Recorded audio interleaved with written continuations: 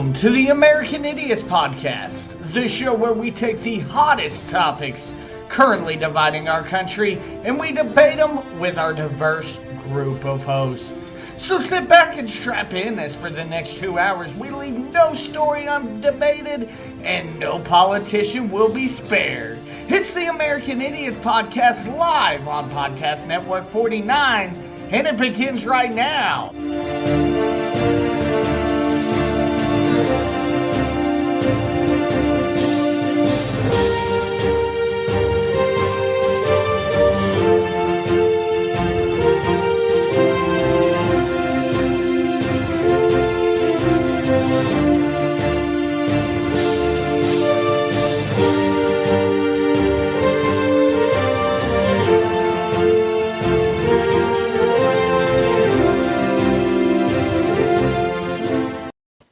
Good evening, everybody. Welcome into the American Idiot Show. I am one of your hosts, Money Mike, joined, of course, by the Manny Hispani and the returning Mad Hawk. Cannot wait to get everybody in to debate our topics tonight. But, of course, we want to wish you guys a Happy New Year. This is our first show of 2022, and we are very happy to have everybody back, except for Bob Saget and Betty White, of course. That's terrible, but neither here nor there.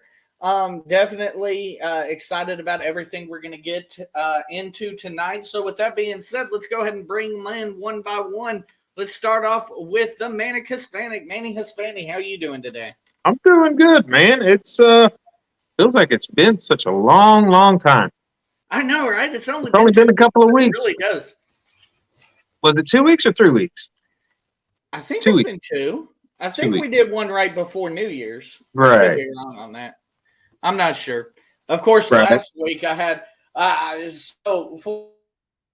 last week is because I lost, or actually, here, I'll make it even better for you. I didn't lose my wallet. After going through all of that on Monday and ordering a new debit card and everything, my wife is cleaning up the bathroom on Saturday. And she comes out and says, "Hey, Michael, look at this." And sure enough, there's my wallet. I guess it had fallen under something in the bathroom. So, yeah, I was I hate when stuff like that happens.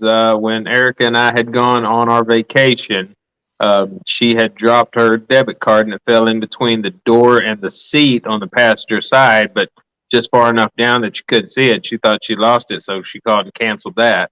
Oh. And see, what's bad about mine is, I don't know how hers is if you guys have the instant issue cards, but mine, I'm having to wait like a week. Like, it was supposed to come in today, and of course it wasn't in the mail, but I got to wait a week to get my debit card. So, yeah, we do have the instant issue, but you have to find a branch. So, right, that's my other issue is I got to go all the way to Little Rock, and there's only 2 branches for my bank. So, of course, that's always fun. It looks like Mad Hawk may be having some issues getting in. So, we'll go ahead and get started here pretty quick. But real quick, how was your New Year's, Manny? New Year's was great. I had my kids over. We played D&D until about 1 o'clock in the morning. Okay. And that's how we brought in New Year's. It was a successful quest. They made it out just fine. Nice. Okay. Heck yeah. And yours? Hey, it wasn't too bad. I watched a lot of football. Yeah, that's pretty much it. That's it? Goodness. By the way, as a Pittsburgh Steelers fan, I would just like to point out that yesterday was the longest day of my football watching life. Because not only did the Pittsburgh Steelers have to beat the Baltimore Ravens, then they have to hope that the Jaguars beat the Colts, which was 101 long shot that actually happened. And then last night in the late game, the Oakland Raiders, for whatever reason, proceeded to tie the Kansas City Chiefs or the Los Angeles Chargers. Wow. And go into overtime. Yeah. So then I'm sweating that 10-minute period out. And actually, Come to find out that if the Los Angeles coach didn't call that last time out in overtime, the Raiders were just going to go ahead and kneel on it and call it good at a tie because they both would have gotten in the playoffs and they would have screwed the Steelers. I heard them talking about that Saturday during the Dallas game. Yeah.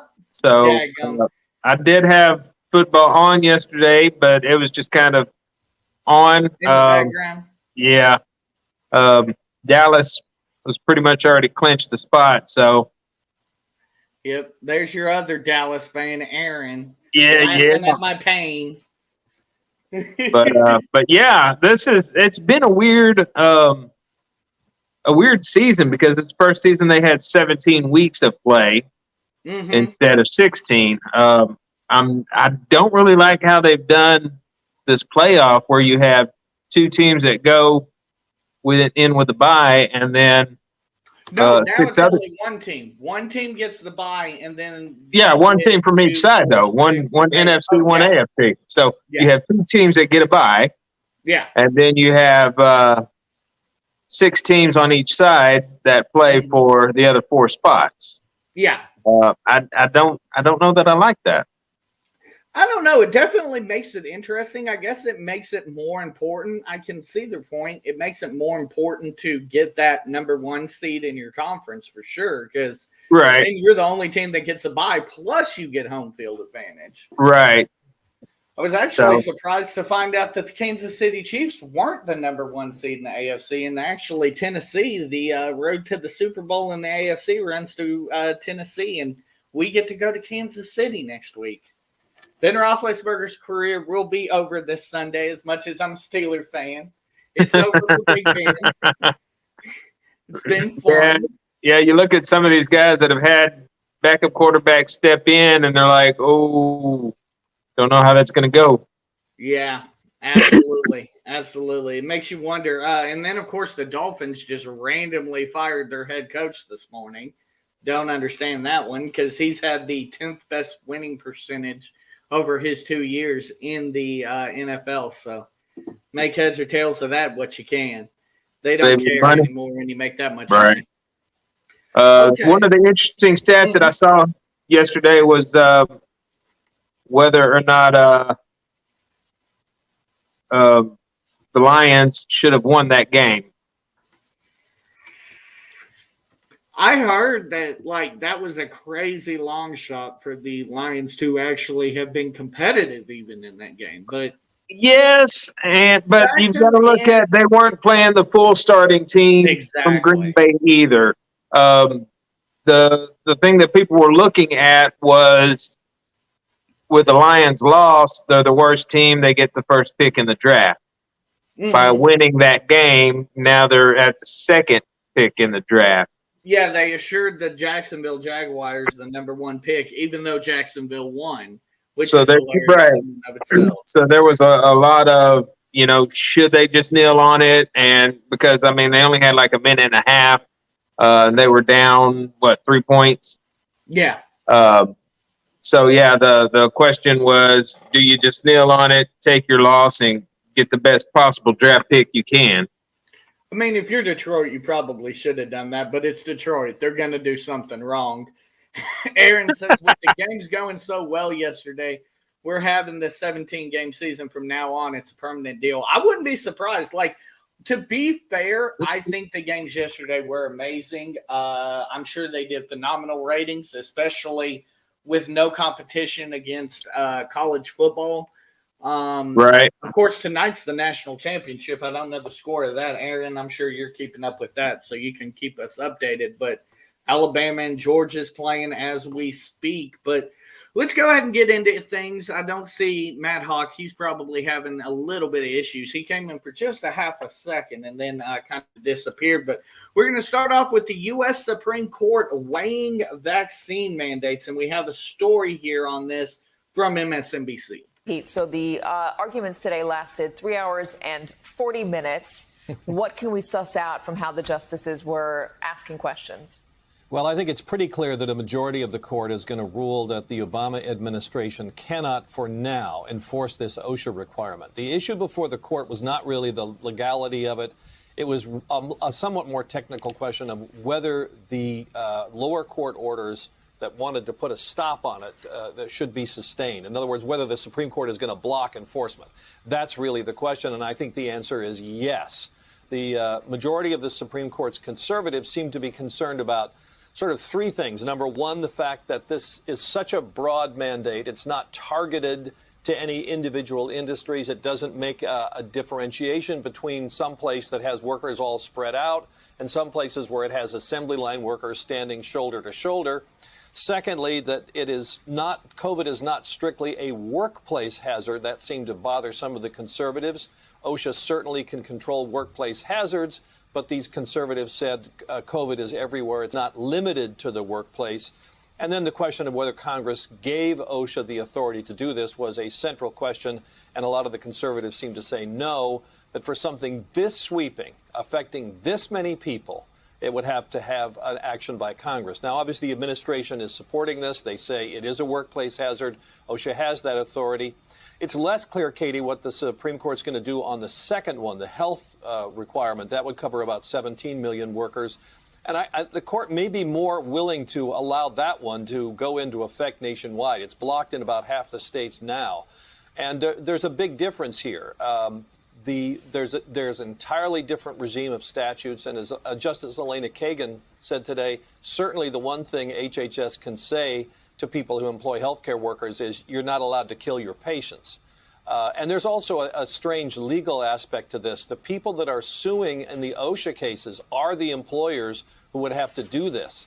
The people that are suing in the HHS cases are primarily not hospitals and nursing homes. They're states and other groups that are opposed to it. So there's a legal complication there. So my guess here is that the court will say that they can't enforce the OSHA requirement, but they can enforce the HHS requirement. And it's less clear about HHS. It's pretty clear about OSHA. I know you said Obama administration, but I know, Pete, you meant Biden administration. Yes, I know our viewers know that as well, but just in case, let's clear it up. Man, this motherfucker made me think I got a video that was old all of a sudden when he said Obama administration. I was like, wait, what? But no. It's almost the same thing. I mean, honestly. I mean, I'm going to give Obama a little bit of credit on this show and say that at least he was able to accomplish what he set out for. Right. Mine's accomplished absolutely zero in a year, and besides managing to run us into the ground. Anyway, with that being said, so we're at two schools of thought in front of the U.S. Supreme Court. The first one, I think OSHA. I think that the conservatives and the opposition to this OSHA regulation is absolutely correct. Is it just a workplace problem? Is it a congressional problem? And what is giving OSHA jurisdiction, I guess would be the term I'm looking for in this, over this type of case? I don't see the jurisdiction anything that they're looking at is that they cover occupational health. But again, that brings up, is COVID just a workplace hazard? And it's absolutely not. No, it is not. So yeah, you have a very good argument against that. Then you start looking at the flu. If this passes, how long until they start mandating something with the flu? How long until they start mandating, cancers? If you get cancer, you got to do this. So I think it's something that should be pretty cut and dry. That you can't just make those kind of mandates. I would agree. The one thing, though, that the gentleman said that I would agree with is I think we're going to see a split. I think we are going to see the OSHA one fall and fail. I think the HHS one has a very good opportunity to pass.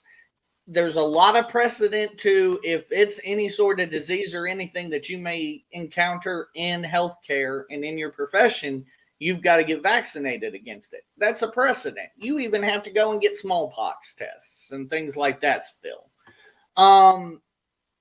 I think that one's likely to pass, and I don't necessarily disagree with that because let's be honest, you're working in an environment where at this point, COVID is going to be in the environment you're working in, no matter where you work. Okay, so what is the point? What is the point of the vaccine at that time then? Okay, COVID is present in the area you're working. So are we arguing the effectiveness of the vaccine, or are we arguing the point of the vaccine? Because both. What is the point of the vaccine if it's not effective?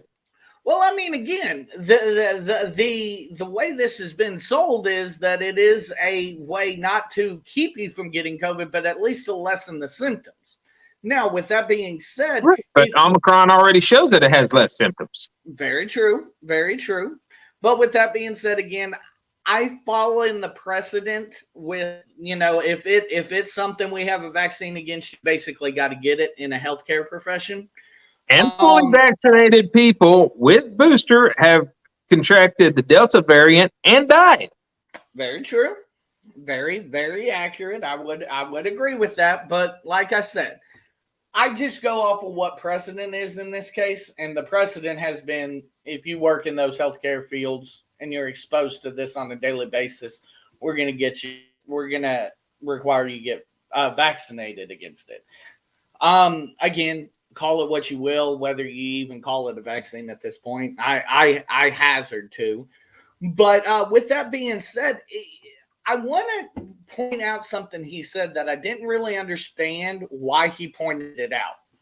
So he mentioned that in the OSHA case, it's a lot of these employers suing for, this to not be put into place. And right, because they know they're going to lose a lot of employees by doing that. In the healthcare field, he's saying that it's not the hospitals or the employers, it's just individuals and states. Right. Because what's the big difference between the two? What are we looking at here? Help me explain why he felt the need to point that out. Just showing you different ways that it's coming across. With one, it is the employers knowing that they have employees that will not go get the vaccine, therefore they will be losing workforce. Right, true. With the healthcare industry, so many people have bought into it that it's the few that haven't bought into it that are trying to defend their right to still make a living in their desired field. You have a lot of LPNs, registered nurses, you have all kinds of medical professionals that have gone to school to do this kind of stuff. And just because there is an ailment that you may catch, whether you're vaccinated or not, should not stop you from being able to work. What do you think about, before we get into what you think is going to happen in the ultimate decision of the Supreme Court, what do you make of what he said there? He said something that, he kind of moved on quickly from saying it, but he made a point about how the difference between the two, HHS, you're required to do no harm to your patient. Do you think that plays a big role in the Supreme Court's decision there? And do you think that that actually does in practice play a role in the fact of these people needing COVID vaccines? It may play a role in it. It depends on how they look at it, honestly. And you would have to go person by person to see how they actually view this stuff. The way I look at it, that doesn't matter because it's already been proven that you can be fully vaccinated and still contract it. You can be fully vaccinated and still pass it along. So you're doing harm to your patient whether you're vaccinated or not. So that shouldn't come into play. True. Very good point. So how do you see this? Do you see it going a split with the OSHA dying and the healthcare? Do you see both of them passing, or where do you see this at this point? Well, the fact that it only took them 3 hours and 40 minutes to talk about it today don't bode well. That's true. Seems more of them are on the same page than different pages. They're not, right. Right. It's hard to say, honestly. I have a feeling whichever way one goes, the other is going to go. Okay, so you don't think they will split? I don't think it's going to be a split. Okay.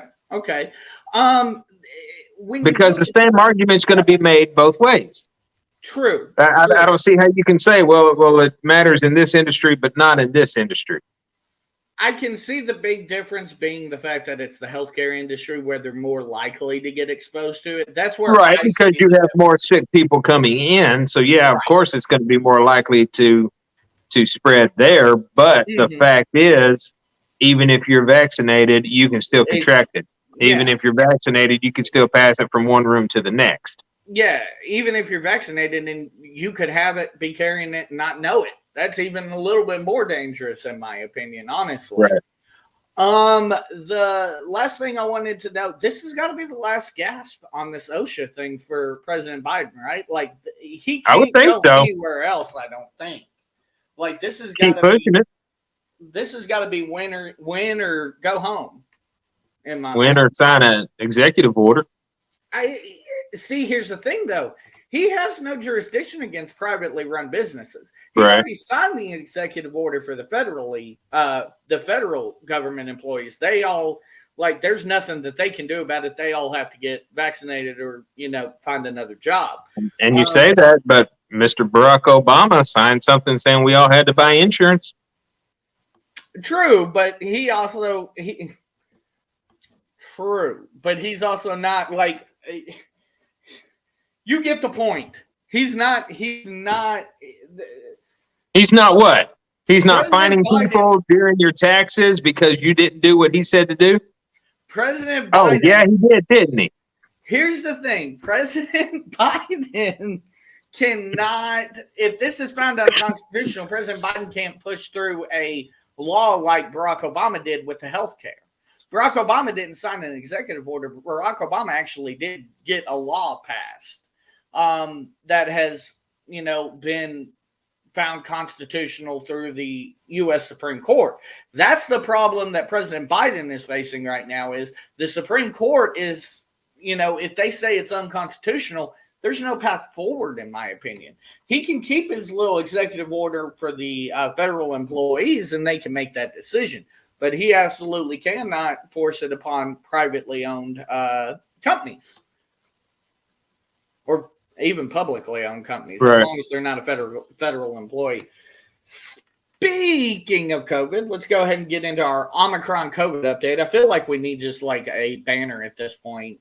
Each week we need a intro for the Omicron update, but we have this one from no, next week going to be something other than Omicron.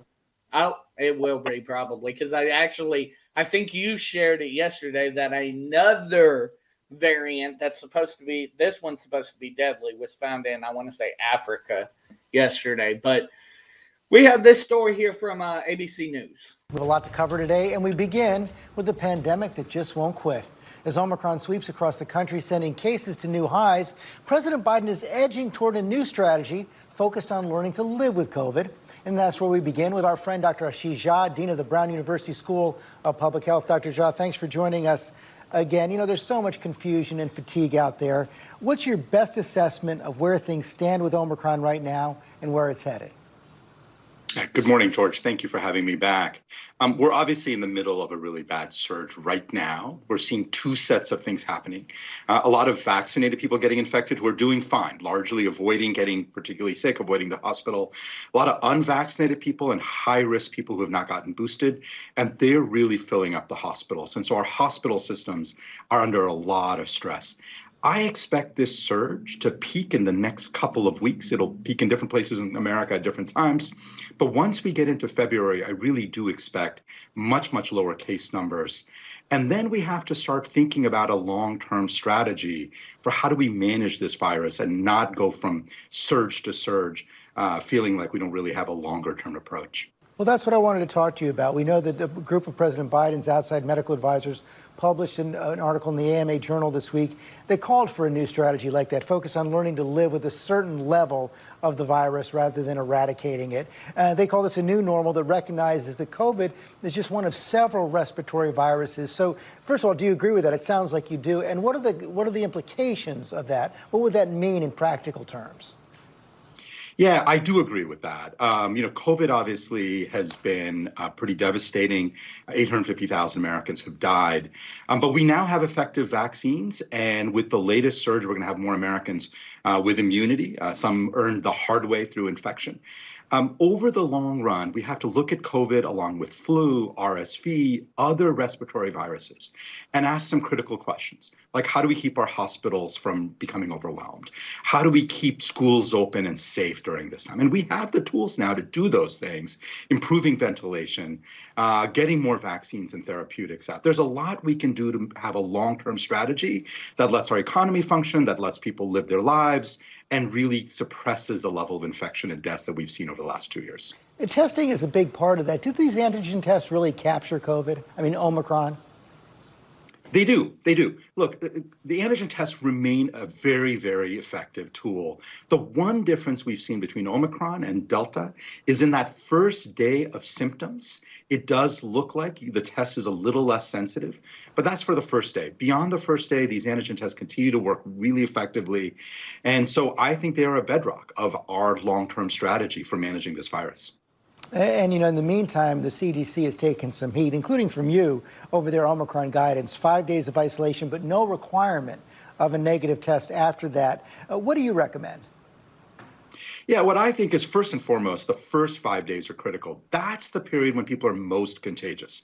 So if more Americans could stay home and away from others for the first 5 days, it would make an enormous difference. Beyond the first 5 days, I think, and I've sort of advocated for this for quite a while, is you should get a negative antigen test. And one of those rapid tests, if it's negative, then you should feel much more comfortable going back into society. When those tests are not available, and that's the challenge CDC is facing, how do you recommend something that people can't do? Then it is absolutely essential that people mask up and wear a high-quality mask diligently for the next 5 days. Meantime, we also have this issue with the schools going on right now.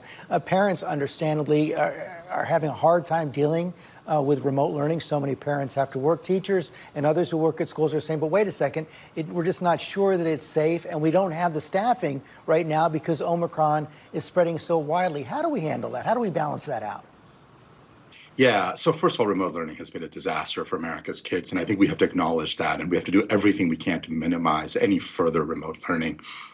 Look, I understand teachers' frustrations. A lot of school districts did not use the billions of dollars that they had gotten to put in improvements in ventilation and other upgrades. So the question is, can you still have school in the middle of a surge? And the answer is you can, because if people are vaccinated, teachers should be all vaccinated and boosted. If people wear high quality masks, even without those other upgrades, which I would like to see, it still is safe for kids and teachers to be back in school. So I think at this point, there's really no good explanation for having remote schools. Dr. Jha, thanks as always for your time and your information. Thank you. Hi, everyone. George Stephanopoulos here. Okay, so this gentleman, and Matt Hawk's going to be joining us pretty quick. This gentleman kind of talked out of both sides of his mouth. He's both the stupidest person, and still he said some things that I kind of agree with in his little diatribe there. His first thing I want to address that he said, we clearly know at this point we are now 2 years into this pandemic.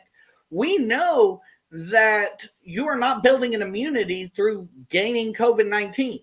You are not immune to COVID-19 once you catch it once. We've seen reinfection rates as well. So help me understand where he got that from, because him saying that, the people that earned it the hard way through being infected by COVID, that's not the case. That's not how this works, correct? Right. I mean, that's my understanding. Right. And it's also the same with the so-called vaccination. Otherwise, we wouldn't have to be getting these boosters. Well, and he made a very good point here in saying, he's the first guy I've heard that didn't really hammer vaccinations. He mentioned it, but he didn't hammer it home. And I'm just trying to point out that either way, whether you contracted it and have the antibodies that way, or you go and get a vaccine and have the antibodies that way, the antibodies are not lasting for your life period. Right. Exactly. And, one of the more interesting things he said that I would agree with, he actually, I think, has a common sense plan. compared to what the CDC's come out with. The CDC says 5 days, no negative test required, go back to normal life, do your thing. I would agree with the 5-day period, just like he said, but afterwards, go ahead and go get a negative test. Well, to my knowledge, they've never required a negative test. But that was when we were at 14 days, when we knew it would be gone. Now we're at 5 days when the CDC's telling us, it should be gone. Maybe, possibly. Right. You know, you're not as effective. You know, come on now. I do think that the negative test should be a requirement to return to life as normal or to exit quarantine once you've been infected. However, the other thing that I want to address too, and you can address both points as after this, but the other thing I want to address here is he made a very good point. We need to stop living surge to surge. We need a long-term actual plan. Because, I mean, until he mentioned it, I didn't think about it, but we really are. We're battling this thing surge to surge. Well, because we don't know what's coming at us. How can you have a long-term plan whenever the virus keeps changing? I mean, we have long-term plans for the flu virus, and it changes. I mean, that's my thing. Like, but it only changes between 4 possible. True. Strains. It just seems as if right now we're still 2 years in, we're still reactive rather than proactive. And proactive, by that I do not mean go get vaccinated or any of that. I'm just saying, like, we're like, well, let's just wait for this next surge and see what the hell we can do about it. Like, study it, learn what it's mutating into, learn what it likes, learn what it doesn't like. You know what I mean? Like, we're 2 years in. I feel like with the top minds in the world, we should probably be able to see what's up, Mad Hawk. We can. Holy cow! I finally made it. We should be able, but my thing is, 2 years in, Manny, we should finally be able to know how this virus is going to act, what it's going to do, and get out in front of it. Well, let's just go ask China what they put in it. I mean, touche. We're over there anyway talking to Russia. Right. It's a short plane ride. I'm just saying. Oh, Lord. Mad Hawk, any thoughts on this? What I was talking about was, we should, at this point, 2 years in, we should have, in my mind, a solid plan instead of, as the doctor said in the video we were watching, living surge to surge. We should be able to be out in front of it, in my mind, at this point.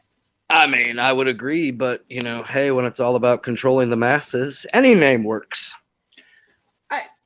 I mean, I can't disagree with that. Kind of like the bingo thing, like, oh, we're going to call it virus B846 today, all right?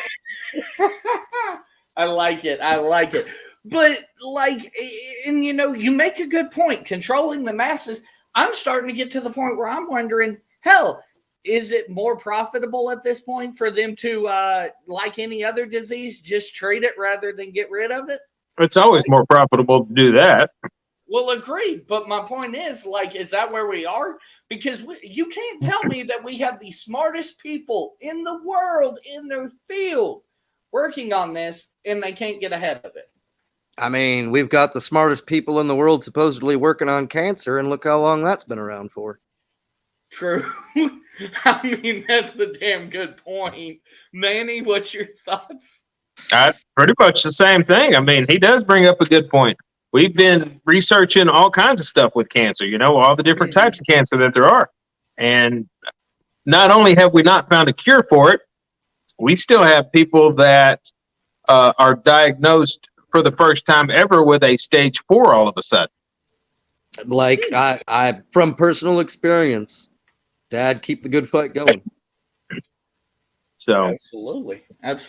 So if we can't even, diagnose something that bad, that severe, and in a better way, in a more timely manner, how do you expect us to stay in front of something that changes on a daily basis? I mean, touche. You make a daggum good point. And I mean, To be fair, this thing, even though we're talking about living surge to surge, we're talking about each surge comes at least once a month usually. Right now, we are what now? I would like to know what Kayla means by there's already a cure for cancer. Yeah, I did see that. I was about to actually bring that up. She says it's always about the money. There's already a cure for cancer. I've seen it multiple times, people saying that there's a cure for cancer, but I've never seen anything solid. Maybe it's the pharmaceutical industry burying it. Maybe it's the Illuminati. I don't know. But I've never They just messaged me on Instagram the other day, actually. Do what now? I said the Illuminati just messaged me on Instagram the other day, actually. Oh, nice. Yeah, that's apparently how they're recruiting now. Oh, okay. That and WhatsApp. Yeah, that and WhatsApp. WhatsApp is an Illuminati tool. Okay. Apparently, that's how they wanted me to get in touch with their representative. Wow. That's awesome. Join us. You know, I don't know what's going on. Okay. It's good to be back, y'all. Let's go ahead and get into our weekly Bash the Democrats. I feel like we're going to have a lot of fun with this, but I wanted to ask this question because at this point, I feel like it's a honest question. Has the January 6th commission run out of relevance? And full disclosure, this stems from a post I sent in the American Idiots group chat that we're all in this week saying that Lynn Cheney discovered that President Trump was in his residence watching the television while the January 6th riots were going on. Big revelation that is. But anyway, we have a story from MSNBC and Rachel Maddow.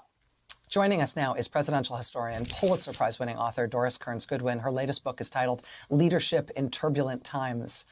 Ms. Goodwin, Doris, it is really great that you were able to make time to be with us tonight. Thank you for making the time on this big day. I'm very glad to be with you, Rachel.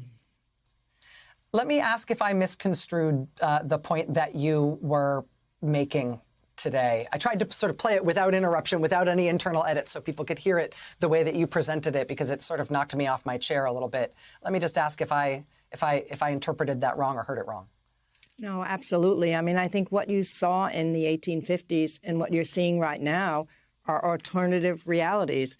Right there on one side in the North is seeing it, as you said, what happened to Sumner as a terrible event. The side in the South is seeing it as a glorious event. What we're seeing right now is an election that presumably they're claiming on one side was not won, was stolen. And the truth is on the other side that it was won by Biden.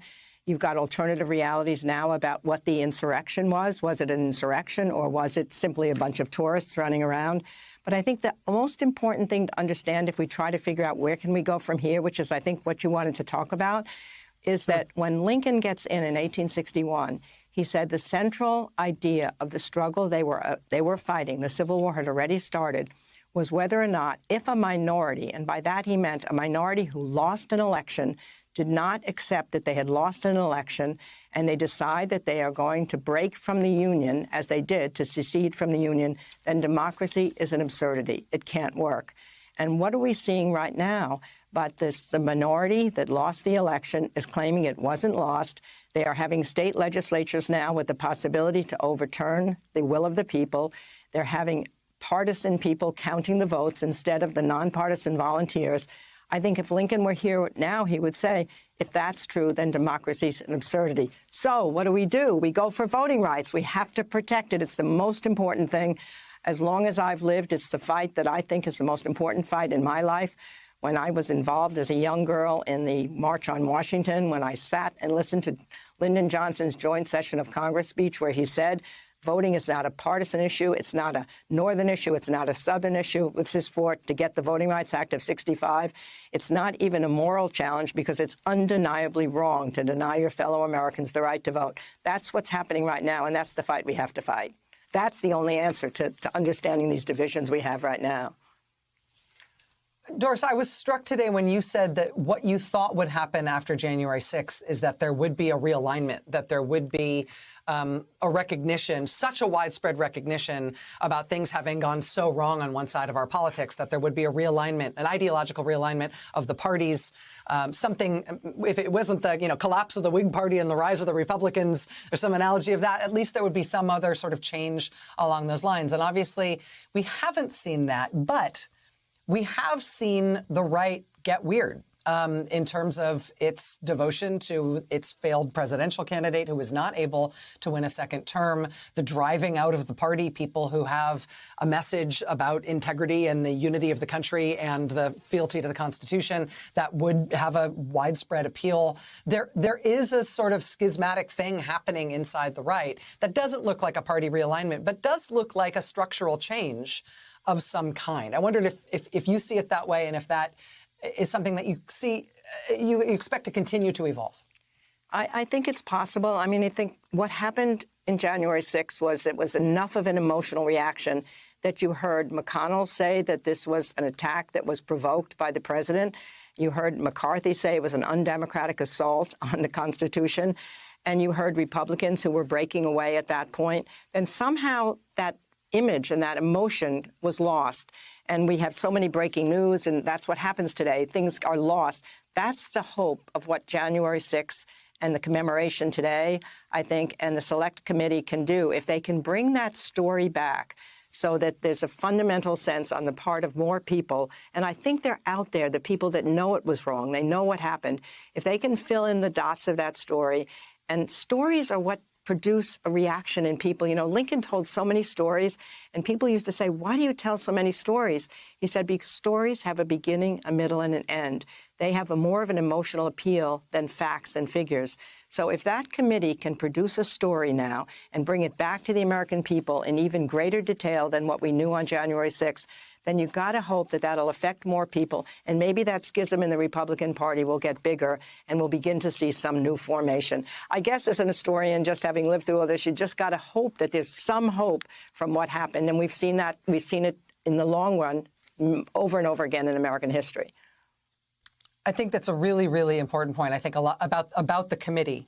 I think a lot of Americans, particularly people who are horrified by what happened on January 6th, they're looking at the committee and we keep connecting it to the Justice Department. And is there going to be accountability? And is there going to be, you know, are people going to go to jail? And are people going to get in trouble? And are people going to repent?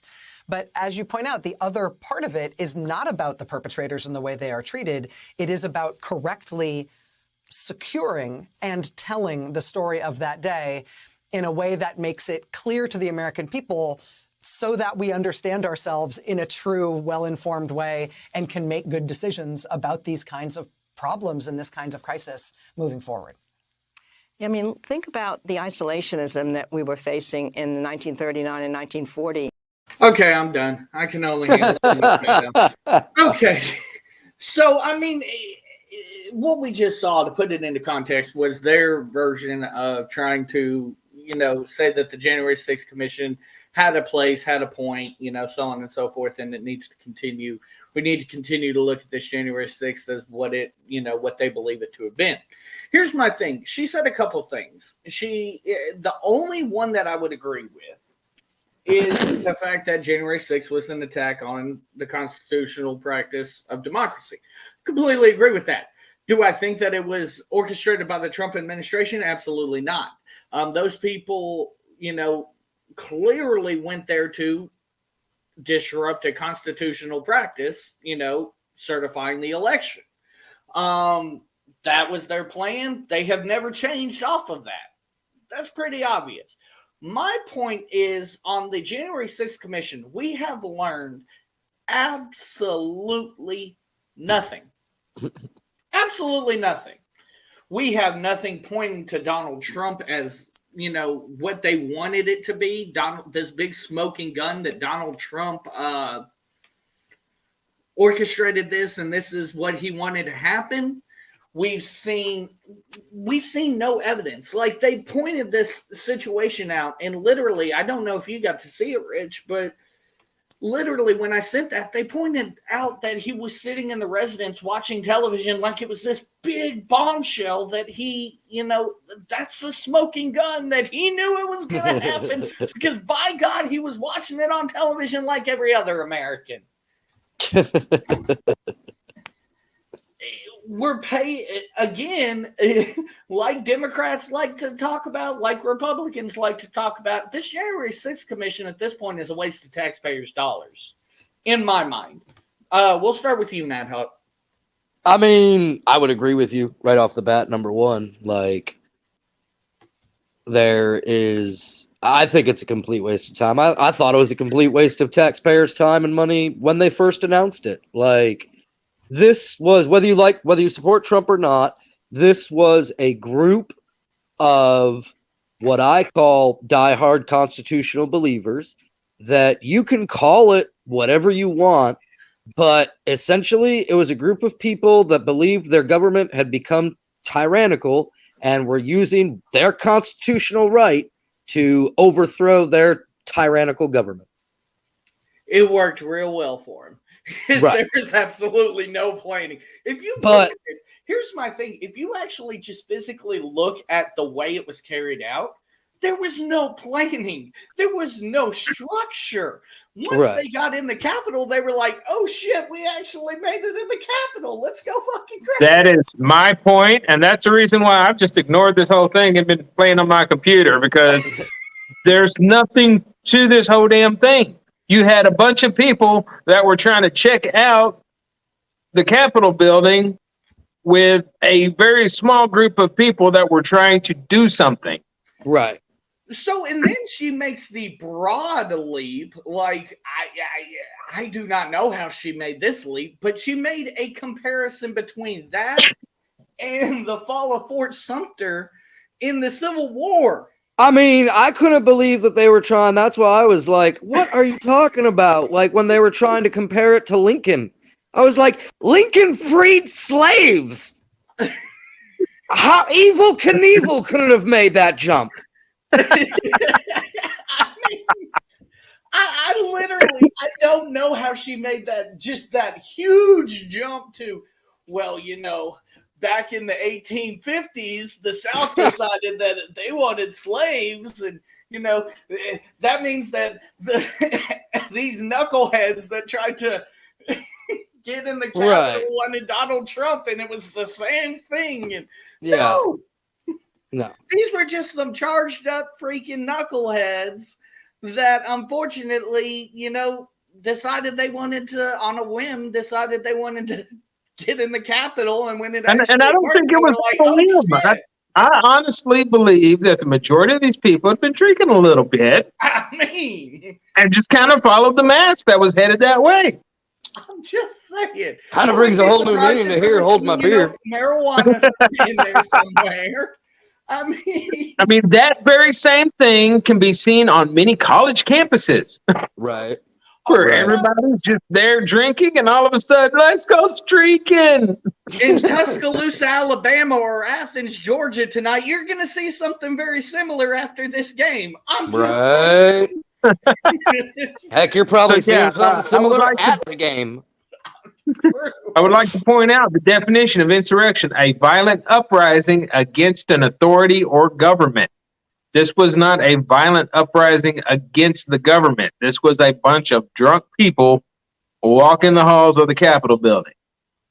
And see, here's the thing. Like, while Donald Trump hasn't come out, while, you know, the Republicans haven't necessarily come out and said that, they haven't disowned these people or discredited, whatever the word I'm looking for is. They haven't said that. Here's the thing. A majority of, Manny, I'll use you for example. A majority of Trump voters think these guys are knuckleheads. So, no, they don't speak for everybody. Like, bro, you guys have made a January 6th commission. Like, this is 9/11 all over again. And it's not. You have to look at it. You know what? Did they have militarized people posted at the doors, making sure only certain people got in? No. Or were they walking the halls, checking doors to make sure that other armies weren't coming through? I mean, the best we were getting was guys with their feet on people's desks. Right. What an uprising! One poor security guard down the damn hall, and then they just chilled. Like, for real. Like, again, and Manny, you made a very good point a couple weeks ago about, like, yes, do I think there should be some stiffer punishments for some of the more egregious acts? The person who broke the window of the Capitol, the person who put their feet up on Nancy's desk, things like that. Yes, there should be stiffer punishments, but look at the punishments that are being handed down. A lot of them are probation. Like, if this was an insurrection and the law truly believed that this was an insurrection, then these people would be charged with what's called treason. Right. And it was during a wartime, so these people would be sentenced to death, not probation. Right. I mean, right now, the harshest penalty has been, was it a 10-year sentence? I think for 10. assault? I think 10, yeah, for assault. And again, that should carry a stiffer penalty. Again, I'm the guy who looks at these objects like they, with respect. So of course, I think breaking the window of the Capitol, that's a problem, and you should be charged with something stiffer than the person that was just standing there.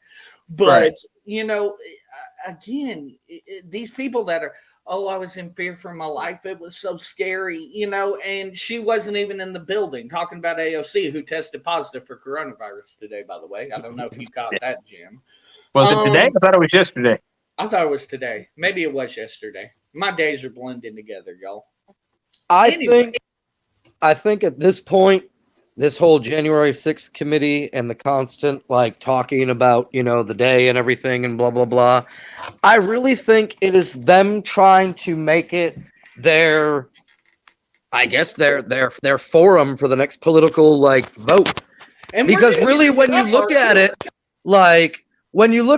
every American, Democrat or Republican right now, and I know somebody out there is going to be like, the president doesn't control it, but gas prices are up. Food prices are up, rent prices are up, everything's on the rise, and everybody's feeling the pinch in their wallet and scraping by. And when they go and ask those questions of, okay, we got rid of Trump, we gave you all control, and all of a sudden, I have no money left. What's the answer? Oh, we got shot at. Well, and see, here's my thing. Yes, you can say that President Obama doesn't, or now I'm saying it. You can say President Biden doesn't affect the gas prices. President Biden doesn't set the price of milk, so on and so forth. But here's what does. Go ahead.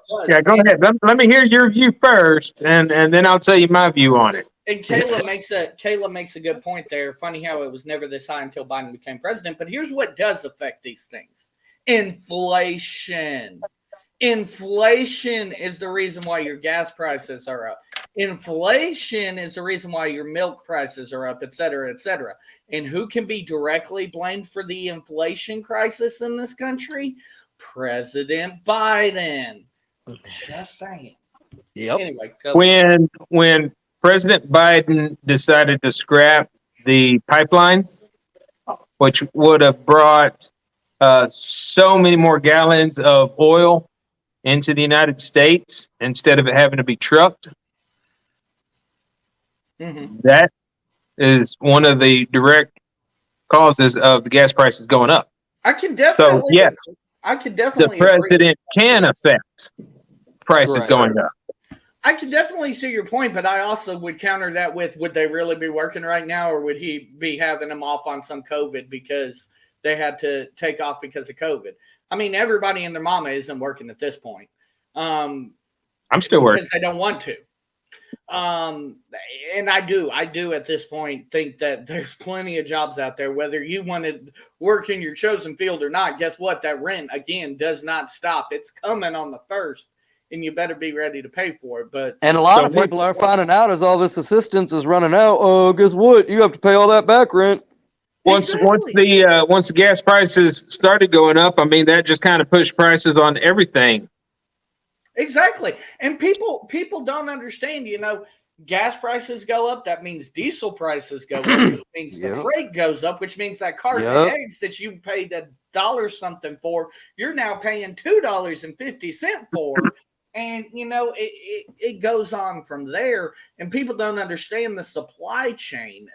Right. And oil is a big component of plastics. And if you look at everything, the majority of everything that is manufactured today has some type of plastic in it. That's why the Microchips were going up because the plastic motherboards that all those microchips rest on. You look at your electrical wire, those prices went up not because of copper cost, but because of the insulation, the plastic insulation that's on. Yep. Your receptacles, your switches, all that kind of stuff, all that went up because plastic Went up. is tied to oil, and all of that went up because Biden signed the order to cut the pipeline. Don't say that, Mandy. Now the crackheads are going to, instead of stealing copper pipe, they're going to go and steal the insulation. I'm just saying. You'll see the copper laying on the side of the road. They don't want that. They throw it out. They're keeping that plastic. Oh, man. But so no, I guarantee you that shanks across national prisons have really increased in cigarette prices. Here's the thing. President Biden said a couple months ago, and we covered it, said that the average everyday American doesn't understand inflation, which, again, I still disagree with. But what the average everyday American doesn't really understand, and the people that, say that this all isn't intertwined and people can't affect this and that and this and that, don't understand supply and the supply chain, and how if you disrupt one of those pieces, the whole damn thing goes haywire. And, it causes 10 feet down the chain, it causes issues. People don't understand that, and they want to say, oh, it's this person, or, it can't be President Biden. It can't be his fault.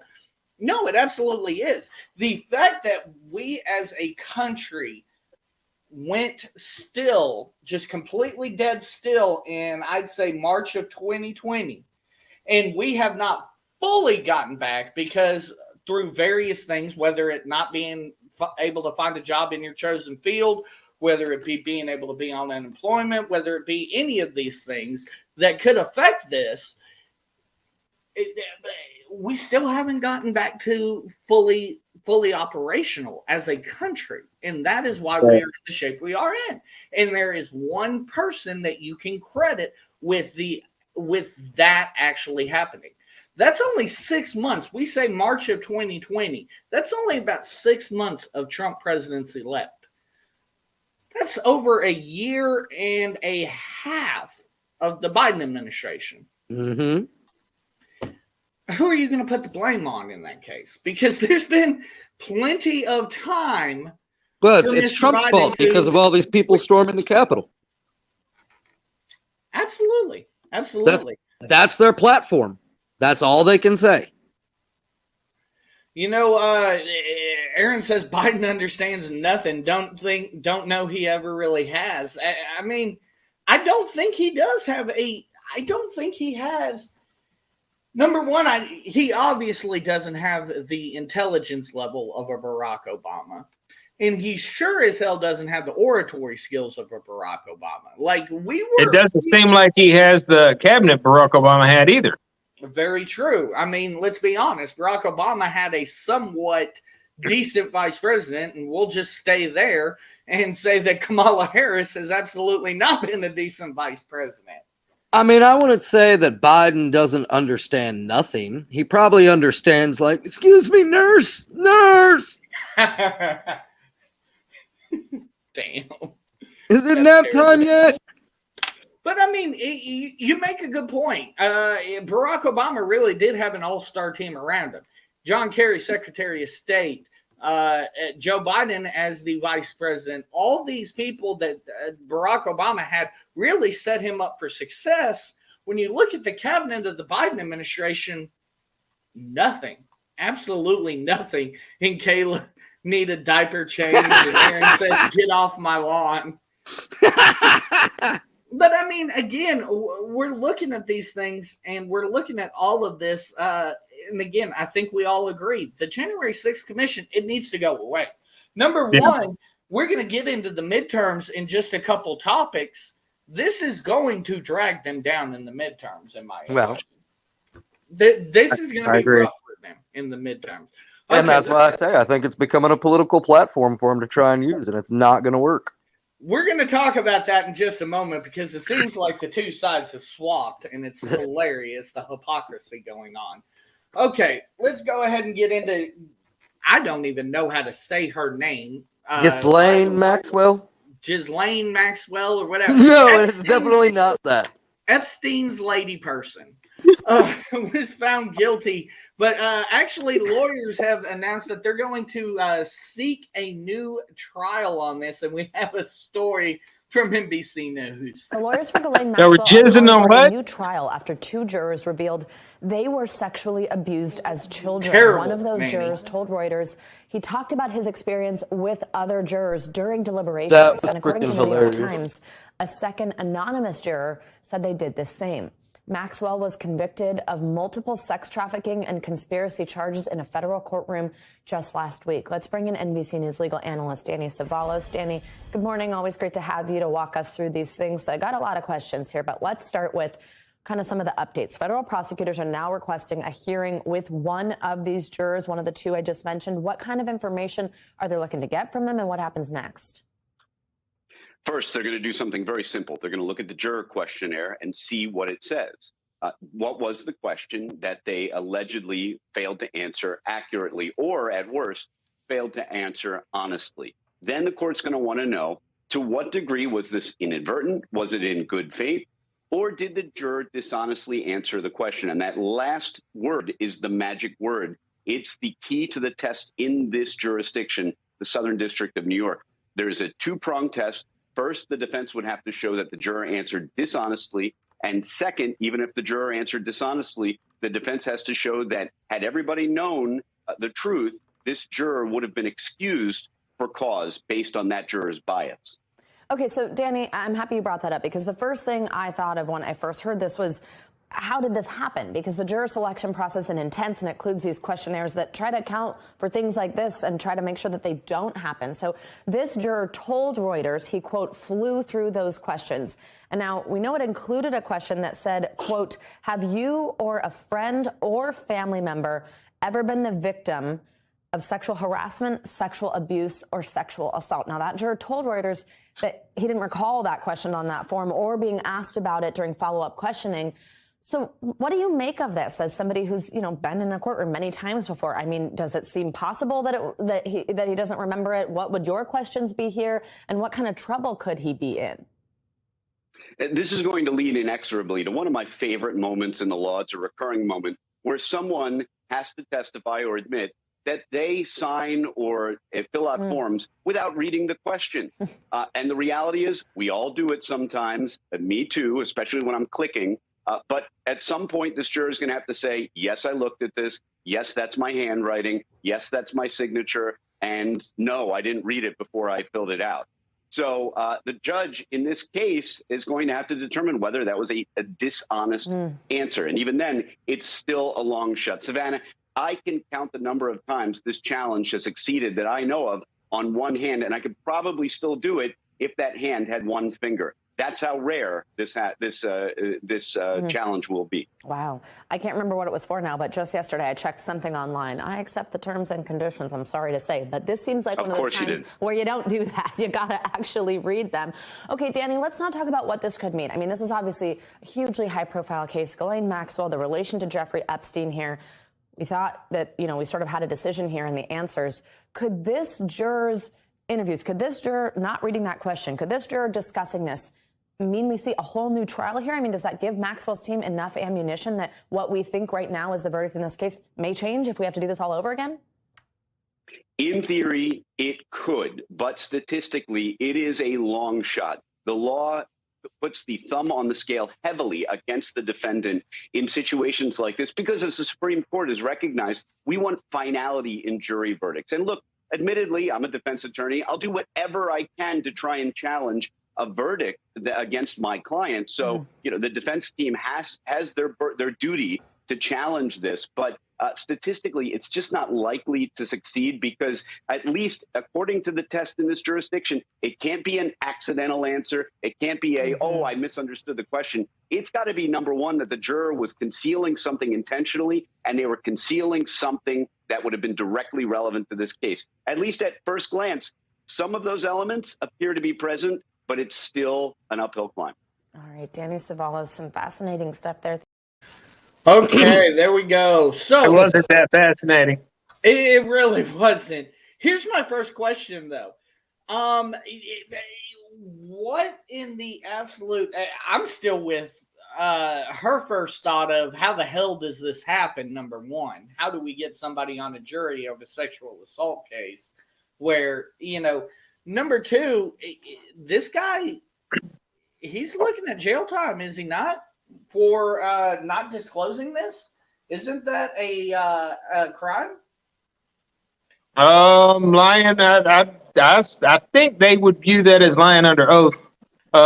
That's what I was thinking. But you're going to be hard pressed to find someone who wasn't either directly or had a family member that was sexually abused in some manner. I would agree. Be hard pressed finding anybody that would fit that criteria. I would agree. Here's my thought process, though. They said that this gentleman may have just clicked through, and he may not have read the questions or what have you. There's no way you can prove intent with this guy, right? Like, he's absolutely correct. The gentleman that was speaking, there's no way you can prove beyond a reasonable doubt that this guy he did it with malicious intent. Yeah. I mean, his name isn't Trump, so. This incorrect. Touche, especially in New York. But you can't say that this guy intentionally left that answer either blank. Like, the guy brought up the example, oh, we've all read the terms and conditions where you just click yes and go through it. You actually have to answer these. So I would think that the first thing that they would notice is a missed question, especially that very first one, that one of that much significance.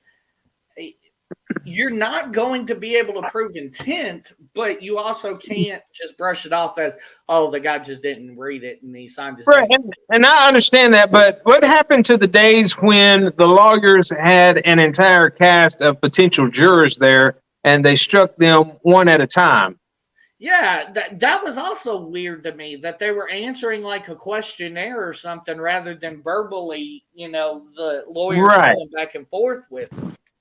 I haven't been on jury duty in my whole life, knock on wood, but from what I understood, that was the process. The lawyers kind of interview you and decide if you're a good fit.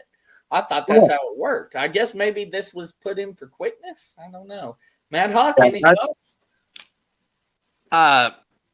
Well, first off, I always think it's sweet when couples finish each other's sentences. So if the Clintons killed Epstein for what he knew, does that mean that Maxwell knew nothing, so now they're helping her get out? I mean, Gravestone will probably read, she was here a moment ago. I think that depends on when they actually plan to start questioning her for real. Right. I mean, the questionnaire thing is something new to me. I've certainly never heard of a jury doing that, or lawyers doing that, but maybe that's the new way with Corona. It could be a COVID issue. Yeah. Right. That's why I said could be a Corona issue. Like, oh, that's too much talking. Somebody with Corona or whatever, we can't ask them a question. So we can't have 50 people in the same room. Right. But I mean, again, like you said, and anybody, like, if you're not in a courtroom in a jury setting and you don't have the common sense to know, like, hey, if you don't do what you're supposed to do and you lie about it, it's gonna come back to fine. Like, you are in the worst place to try and pull a quick one at. Very true. And then, I mean, basically, it sounds like he was bragging that he was sexually assaulted when he was a kid, or he wasn't hiding the fact that he was sexually assaulted as a kid to the other jurors. So that makes me err on the side of maybe he did intentionally try to get on this trial. I don't know. I mean, it's a very high profile case. It's not like that's never happened before with people. I mean, very true. From what I understand, everybody and their mama wanted in on the OJ jury, but I was 5, so I don't know. Yeah. I was trying to figure out how orange juice killed somebody. We actually were talking about OJ earlier today at work. It's crazy that I just thought about that. But no, again, we laugh about this and so on and so forth. If Maxwell had anything to do with what she was, what she's now been convicted of, then yeah, she deserves to rot in prison. And Absolutely. There ain't fire big enough in hell for what she deserves. But, you know, again, I think this is more of I brought this up to say that this is more, again, of what we talked about before, Manny, where money is going to buy you potentially what you want in the justice system. Yep. I think this is another potential example. Because if this is Joe Blow off the street, do you think they really come back with this, even this long shot of a chance to possibly get your conviction? No, they definitely sent him away. But, I mean, money didn't get the husband off. True. And that's what I was gonna say. I mean, in something like this, like, even if they are able to appeal it and do another trial, do they really think at the end of the day you're gonna be able to find anybody that is a sane American citizen that is not gonna see this for what it is? Your husband got convicted of it. Obviously, you knew what's going on. And there is no you didn't know, because every couple knows secrets about each other. Absolutely. Absolutely agree. Okay, let's keep it up with the Manhattan vibe that we're in here. And let's go ahead and go to another thing. So a couple weeks ago, Rich, I don't know if you got to see Mad Hawk, but we talked about how Manhattan is considering giving non-citizens the right to vote. Now they're doubling down on that, and the Manhattan District Attorney is considering lesser sentences for people convicted of violent crimes. Let's go ahead and look at this story from Fox News. New York City's new district attorney says he will stop seeking prison sentences for a number of offenses ranging from certain robberies, weapons possession charges, and drug dealing offenses. That announcement comes while New York City's new mayor, Eric Adams, pledges to take a tough stance on crime. Senior correspondent Eric Shawn shows us tonight from New York. You can do the crime and now not get the time. Critics say that's the message from the new progressive Manhattan District Attorney, Alvin Bragg. In a stunning reversal of traditional law enforcement procedures, Bragg will stress diversion and alternatives like crisis intervention to jail time over putting some criminals behind bars. He will no longer incarcerate lawbreakers unless it's murder, a crime that involves someone's death, or a felony. Bragg says his goal is, quote, safety and fairness. I had a knife to my neck. I've had a semi-automatic weapon to my head. I know these issues intimately. What we're doing now is not working, plain and simple. And so this is our path forward. This is how we reduce violent crime. Bragg will largely no longer enforce some trespass crimes, resisting arrest, and sex work. And he's reducing charges that could mean no jail time for some armed robbery arrests, stealing from stores or storage areas of homes, and dealing drugs. Police unions and criminal justice advocates are outraged, saying Bragg is giving criminals a free pass. He's paving the way for an even bigger bloodbath than what we have seen in New York City already, ruining any chances that the city has to come back. Would these policies give criminals a green light? No. I mean, it just depends upon your definition of criminal. And for all too long, we kind of dealt with this othering of, anyone we put in jail is a criminal. Well, you know what? We're putting in jail homeless people who literally, in one example, used one counterfeit to buy food and toothpaste. Got a sentence of 4 to 8 years. So if that's your definition of criminal, I suggest we need to really reorder ourselves. Progressive Democrats are also supporting other controversial DAs, like in Los Angeles, San Francisco, and Philadelphia, who are pushing policies similar to Bragg's. Those cities have recently seen a sharp increase in violent crime. Brett? Eric, thank you. Are you kidding me? Are you kidding me? So this is the classic example of, yes, are people overcharged in this country? Absolutely. For certain crimes, dealing drugs, non-violent offenses. But when you put armed robbery on that list, are you kidding me? We're not going to send an armed robber to jail because he's not a criminal. Manny, I think his key word. I think the key word that he used was some, and it seems like everybody's looking at it as all. Okay. If somebody takes a gun and breaks into a bank and demands money, yes, throw the book at them. Okay. But if somebody, grabbed a stick and I don't know, took somebody's meatloaf. It's because they're freaking hungry, different circumstances. That's where you get into looking at the particulars of each case, which is really what should be happening instead of throwing everybody under the same umbrella. Okay, so you actually don't think this is crazy. You actually think that this just in all fairness, and this is what I want you to do, Mike. This is what I want you to do, okay? I want you to glance at the bottom of your screen where it says Manhattan DA considering lesser sentences for violent crimes. His words are some violent crimes. Touche. So it's not all of them. And that right there, that what you're seeing down at the bottom of your screen, that plays into my American Idiot of the Week. Are you considering me fake news right now? Am I fake news? Does this make me fake news? I mean, that's a headline that is not fully truthful. Yeah, I'm fake news. Okay, Matt Hawk, what do you think about this? I mean, if you make that distinction, I can absolutely agree with you, by the way, Manny. If you make the distinction between, okay, this homeless man decided But isn't that why we already have different levels in law? Like, there's a difference between a Class A misdemeanor, a Class B misdemeanor, a Class C misdemeanor, a Class A, first, second, third degree murder, yeah. Right. Like, isn't that why we already? So, hey, if somebody comes and steals my meatloaf with a stick, like Manic said, and I call the police and they go investigate and they find, the meatloaf murderer, or the meatloaf bandit, then, hey, he's going to go to jail for 30 days for stealing mine and my grandma's and my mom's meatloaf. Yes, yes, that is the reason we have the different levels of crime.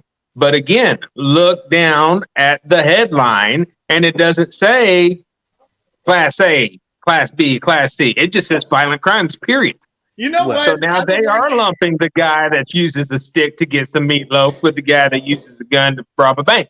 But why break something that's not? Why fix something that's not broken? That's why we have the different levels of crime. So why do you need to say those different levels come with lesser sentences? No, I will say this, though, Matt Hawk.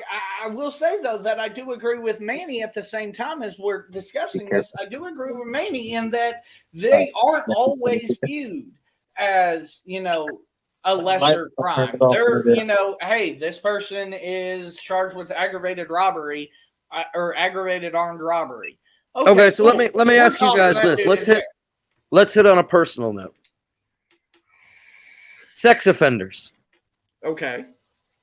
Is there a difference in your mind between the disgustingness and the perversioness and how much somebody should get punished if they abuse somebody versus over just watching videos online? Or should both those people be listed as disgusted in a sex offender? But there is a difference when you look at it, though, because some people are, get off with probation and some people get off with probation and having to identify themselves or however you register as a sex offender, and then some are going to prison. I understand that. But again, exactly. But those are different sentences. But still, in the main thing of it, I believe if anybody assaults a child, they should not be on this planet anymore. Right. I can't disagree with that. I don't care what you did. It's unforgivable. Okay, Manny, I guess I'm struggling because there is a clear difference in sentencing guidelines between the two. I guess I'm struggling. Like Manny's example, I see that one. I'm struggling a little bit with. Manny, are you seeing it a little bit better than what I am? I mean, if we're going to look at a sex offender thing, you look at the difference in an 18-year-old slapping the butt of a 17-year-old versus a 40-year-old slapping the butt of a 17-year-old. Right. But see, if we look, I mean, it's totally different. If we look at Matt Hawk's definition, though, that's still a child, and that person no longer belongs. Exactly. I mean, that 18-year-old that just graduated, back in July, he slapped the butt of a 17-year-old. So right there, he's a sex offender. He forcefully touched a buttock. That's what Tupac went to prison for. Forceful touching of a buttock. Lying to me. No, that is what he went to prison for. Interesting.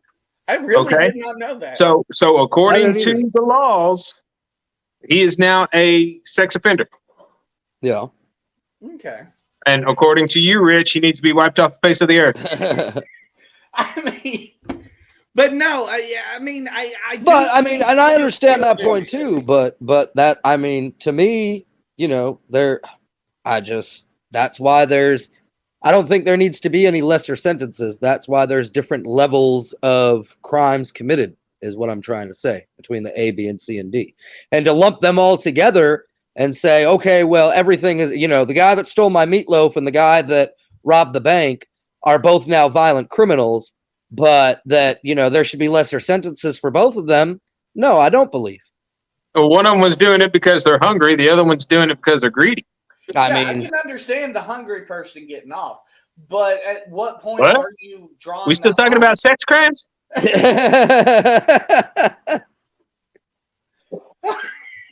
hate you, Manny. A hungry person getting up for meatloaf? That's nasty. Mike?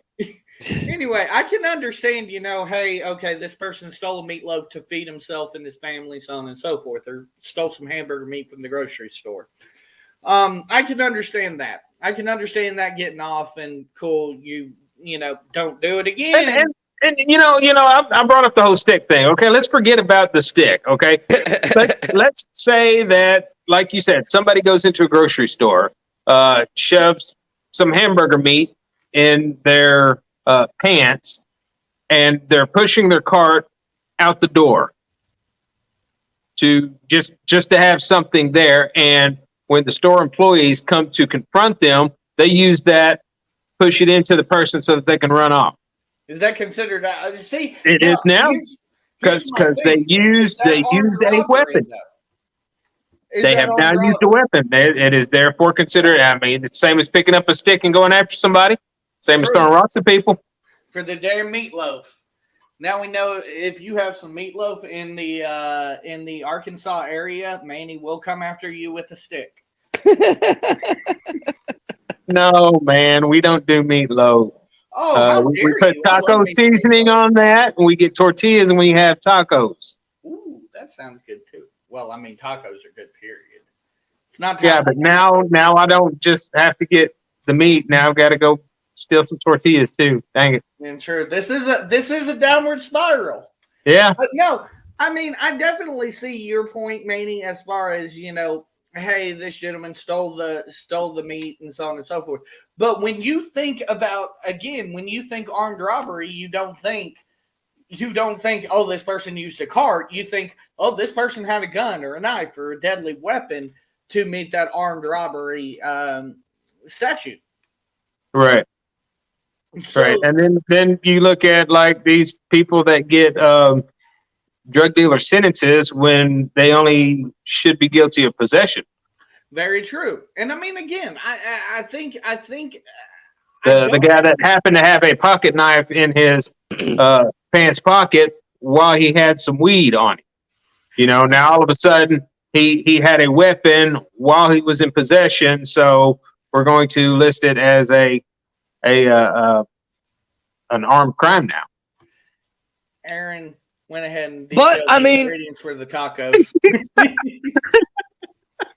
He's really trying to give me the time. That is what comes down to the different levels of crimes, is what a person had on them. I mean, you're absolutely right. That's what makes the difference between, a misdemeanor and a felony. But see, here's my thing. I think again, based on the way. Go ahead.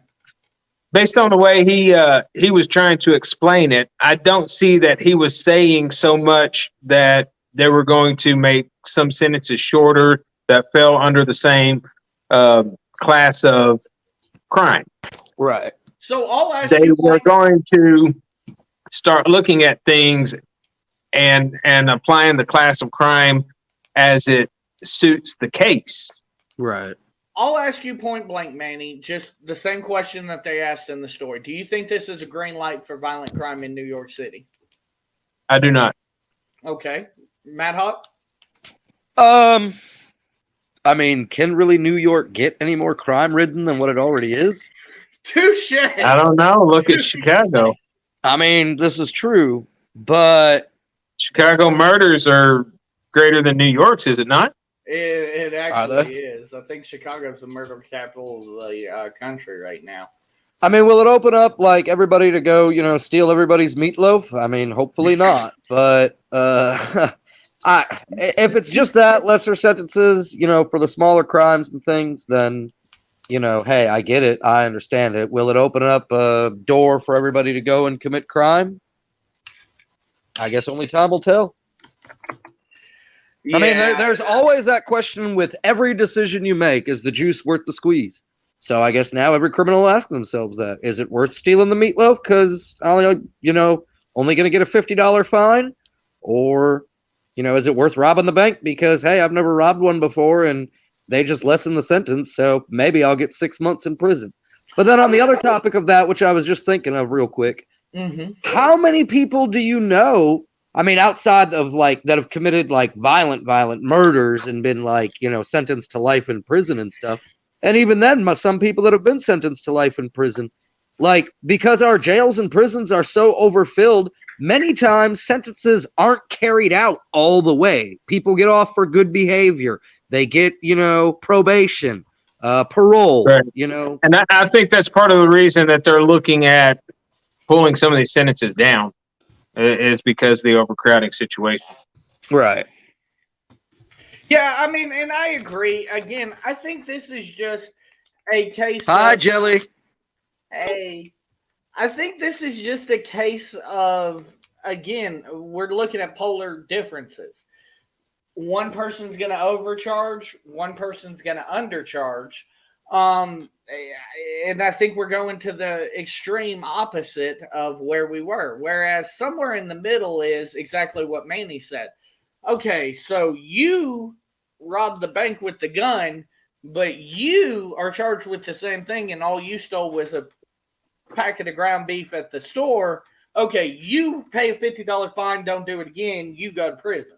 Right. The other right, thing, because you look at your headline and the first thought that comes to somebody's mind is, somebody guns blazing, lighting up the streets like the freaking robbers did in Hollywood back in, what was that, 89? Yeah. And they were head to toe in freaking Kevlar vests and pumping shots into cops and right. That's the kind of stuff that people think of when you see violent crime. Right. Absolutely. But when it's a father who is trying to make it out of the store and pushes a worker to try to get away, now all of a sudden it's considered a violent crime because he has assaulted the worker.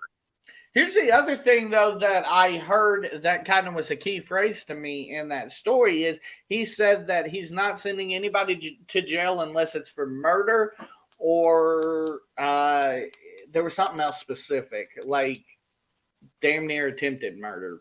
It was something else really specific. I see that as a problem, too. If there's a nice happy medium. We don't have to fully go, crazy. There's a nice happy medium that we could find. The other thing you have to look at is how many sentences can be kind of pulled away now that marijuana is legal in most states. Very true. Which, again, is something actually I advocate for just for the same reason that Matt Hawk brought up earlier. Prison overcrowding is flipping ridiculous, especially with something that can be regulated just like tobacco use, just like alcohol use. It can be regulated. An addict is an addict is an addict. And if, you indulge too much in the marijuana, then you need to go get treatment. It's not like cocaine that'll actively kill your ass. Mm-hmm. So, I mean, again, there's so many answers to the issue of prison overcrowding and sentencing in this country. 3 strikes, for example, in California, absolutely asinine. If I steal 3 sticks of gum, your ass is going to throw me in prison for life? Come on now. But, you know, and then you have this Manhattan DA that says unless you kill somebody, basically, you're not going to jail. I mean, 2 opposite sides of the spectrum, and what we really need is that happy medium in between. They're trying to figure out what works. So Absolutely. Okay, let's get into one that I think we're going to get a little bit of meat and taters on. How concerned do you believe the Democrats are about the 2022 midterms? And we have a story from MSNBC where a gentleman explains that he thinks that if the Republicans win the majority, this will be the last election in American history. Here we go. And Congressman Eric Swalwell joins me now. Congressman, it's good to have you as you return back to Congress for this year, and we're about to mark this anniversary. Just sort of level set where your head is at as we enter this year.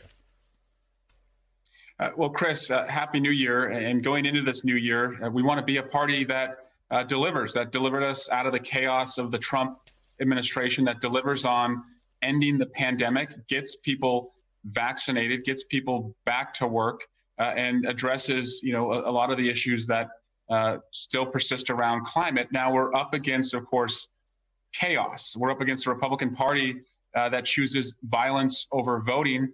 And on January 6th, as we commemorate and honor the fallen officers and the wounded officers of that day, the Republicans will be celebrating the arsonist of that day and Donald Trump. And that's a contrast we have to draw for every American. You said this, I believe, yesterday. You said every politician says this is the most important election of our lifetime, and that's true. Fact checked, having covered many elections. It may be, but it could also be the last one. Republicans have chosen violence over voting. We have to outvote the violence. Saddle up. What does that mean?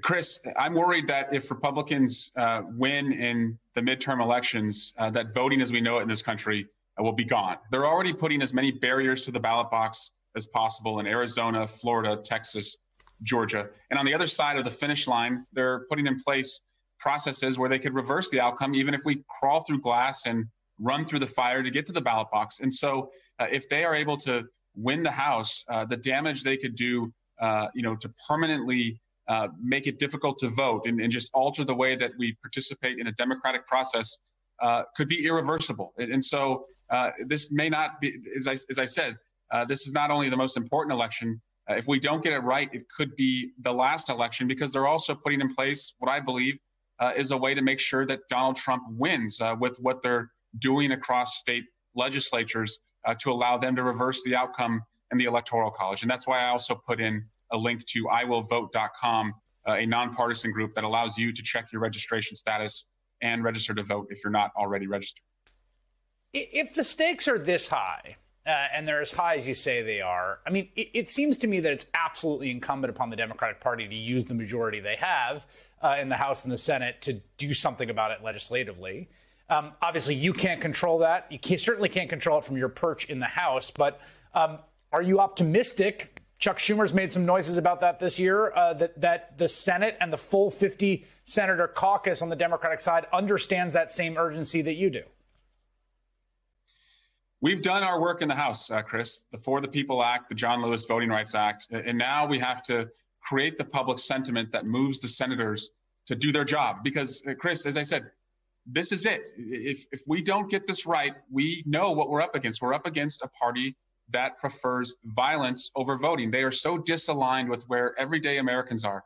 They lie about the vaccine. Overwhelmingly, Americans want us to be vaccinated. They lie and they continue to promote laws that make us less safe around gun safety when overwhelmingly Americans want to be free from gun violence. And as it relates to a woman's right to make her own healthcare decisions, they are disaligned with where the majority of Americans are, but they are taking away that right in states like Texas. They would do that all over the country. So this is truly a pivotal election. There cannot be enough downward pressure put from President Biden on Senators Manchin and Sinema, and there cannot be enough outside pressure put on them from everyday voters like your viewers. There's polling data, which I think we'll talk about also later in the program, that just shows that the Republican Party's reputation has recovered basically in the last year.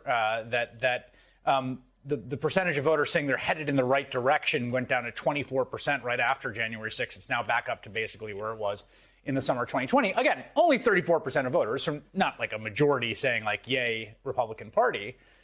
But I guess the question is, how do you navigate the conditions of basically talking to voters who may not be thinking about the fate of American democracy as a front of mind issue, and I think a lot of voters probably aren't, with the stakes of what you feel this moment mean? We have to tell them what we delivered on, as I said, the rescue plan, infrastructure, jobs, ending this pandemic once we get enough Americans vaccinated. But we need to remind them what it would mean to have the Republicans in power. And every Republican candidate should have to answer a few questions. Will you acknowledge Joe Biden as the president? Will you disavow QAnon? Will you support the candidate who wins your state in 2024? And will you disavow Donald Trump and the violence that he continues to contribute to? If they can't answer those 4 questions, they will contribute to chaos. We are a law and order country, Chris, and this Republican Party has chosen chaos, and the voters need to know that, and it's our job to make sure that that's clear as we go to the ballot box. You have a lawsuit in which you have sued a number of folks for the role they played in January 6th, including Donald J. Trump Jr., and your colleague, Representative Mo Brooks, in his personal capacity, along with Rudolph Giuliani. I know Congressman Brooks tried to evade service for that for a long time. What is the status of that lawsuit? We have a pivotal hearing on January 10. It's on the president's motion to dismiss, essentially saying that he is immune, he has absolute immunity because he's president. Our theory is that there are boundaries to that, and that when you incite and aim a mob at the Capitol to stop lawmakers from certifying the election, that you are outside the boundaries of your immunity. And so, Chris, look, theory of the case is Donald Trump and those others who were there invited the mob to the Capitol. That's why Donald Trump was the one who had to tell them to go home. You don't tell someone to go home unless you invited them there in the first place, and that they must be held accountable. And then the next stage, if we survive this motion, would be depositions and discovery. All right, Congressman Eric Swalwell, thank you so much for your time. Well, damn, I didn't know to get rid of crazies. All you had to do was tell them to go home. Shit, I wish that would have worked on 9/11. Fuck. Bush could have gotten on TV and said, hey, y'all motherfuckers, go on home. Would have worked. Just saying. That means that Donald Trump, because he told him to go home and stop this nonsense, he planned it. But anyway, I played that video to kind of give you guys an idea of the narrative that Democrats are painting that I'm seeing. Michelle Obama, the story I shared in the chat this week. Michelle Obama said something relatively similar about how, voting rights is on the ballot and all of this, and, again, basically the same thing he just said about, this could be the last election. If you guys don't. When did the Democrats start doing exactly what they claim that Republicans do? Fear-mongering. That's all this is. They paint this picture of doom and gloom. If the Republicans take control, they're going to end democracy as you know it. It's going to go into chaos and all of this shit. We're a law and order country. When have you ever fucking heard a damn Democrat say something about law and order? Like, that shook me when he said that. I think this just speaks to Democrats knowing where they are, knowing that they're going to take a bath here in 10 short months unless they change their tone, and they're not learning their lesson. Manny, what's your takeaways? I don't know. I tuned everything out whenever I heard him start trying to push Trump as the leader of this orchestrated crap that he was getting into. And what are we on? Midterms? Yeah, midterms going to suck for Democrats. Yeah. Next. Yeah. I mean, this goes back to what I said earlier. This is their platform. Their platform is Donald Trump. Trump did this, Trump did that. We had the insurrection on the Capitol and blah blah blah blah blah blah. And we've seen how bad that works for several of them. So I hope they use that as their platform. Based upon what he just said, that's exactly what didn't work for them in Virginia and the other minor elections just a couple months ago. They don't learn lessons easy. Well, it's that they don't have anything. I mean, look at him. What did he say? Even when he tried to rattle off the things that they did good, he had to circle back and end it on the platform Trump. Mm-hmm. Like he was like, they need to get out and understand that we did the economic package and everybody got stimulus checks and yeah. And by the way, Trump still, messed up everything and this is going to be a disaster. And you are right. It is the exact same thing. And if you just realize this is going on, buddy, I'm sorry. Welcome to the new Matrix, because this has been going on for a long time. Republican, when Obama was voted in, and I'm a Republican, but I remember when Obama first got in, everybody was, oh my gosh, this is the Antichrist. This is the end of the U.S. as we know it. This is going to be a disaster.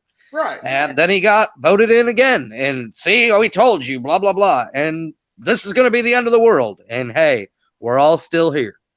But has anyone ever gone to the line of saying that if the opposition party took control, it would be the end of democracy as we know it? Republicans were saying it when Biden got elected. This was a complete runaway with the election, and this has destroyed democracy as we know it, because Biden stole the election. When Trump won, all the Democrats were sitting there. He colluded with Russia. Russia hacked all of our systems. This has been a disaster of democracy. Absolutely. That's been the new go-to term for either side when their side doesn't win. Mm-hmm. The doom and gloom of what this Democrat, Mr. Swalwell, or however you say it, from California said was just, it's insane to me. And now Michelle's going out there. And honestly, I'm going to be honest with you. I think Michelle's a very intelligent lady. I think Michelle Obama, if she decided to run, would easily run away and win an election. I'm sure there's a lot of school lunch kids that would disagree, but I think that I don't know, because the people crossing the border would, sway the vote. to hear her get on the party platform like this, like I've never even heard Barack go down to this level of, oh, it's the end of the world. We're gonna die. Usually Barack's like, okay, I don't agree with him, but fuck, I'd rather you vote for this guy. Maybe that's the thing about Obama, is he was just kind of like, fuck, I don't care, I'm here. Like, vote for this guy. And maybe that was the appeal of President Obama, but like, for real, to stoop to the level of, and on both sides, you're right, it does happen on both sides. But the doom and gloom scenario, and it's going to be terrible if you guys do this. Like, come on now. We're above that. Right. If you can't run on something other than, well, if you vote for this other guy, then you better vote for this other guy, or else you'll never vote again. You know what? I think, and this has been, you can say I'm wrong on this, whatever. But my honest opinion is this. When Obama got elected, and let me ask you a question here first. How old are you? Me? Yeah, you. I am 31. Okay, so we're close enough. Right, so we're close enough. I'm 35. Yeah. Our generation voted Obama in to make history. Right, absolutely, agree. As the first black president, our generation, which I believe came to the polls and said, hey, we're going to make our voice heard because we can vote now. We're going to put this man in to change history. That's how Obama got in, and then got in again, because our generation, our age group loved it. I don't know about the second time. I think definitely the first time. That's why he wrote in. I think the second time he did just enough to win some Republicans. Fair enough. But we were all young. We were all 18, 19, 20. We're going to go make history and show the world we can make our voice. Now we're 35. We're broke and going, what the fuck? Right. And then, and what we saw back a year and 2 months ago with the win from the Biden administration, or the win for President Biden. Here's what I think. I think that Democrats are taking this tact to scare that same amount of people, because they know that in any normal election year that Donald Trump's name is not on the ballot, you're not going to get that same turnout. Mm-hmm. So they're not going to get the 84 million, I believe, people to vote for a Democrat. Right. So now they have to pivot to Trump may come back. He's the boogeyman. Trump may come back.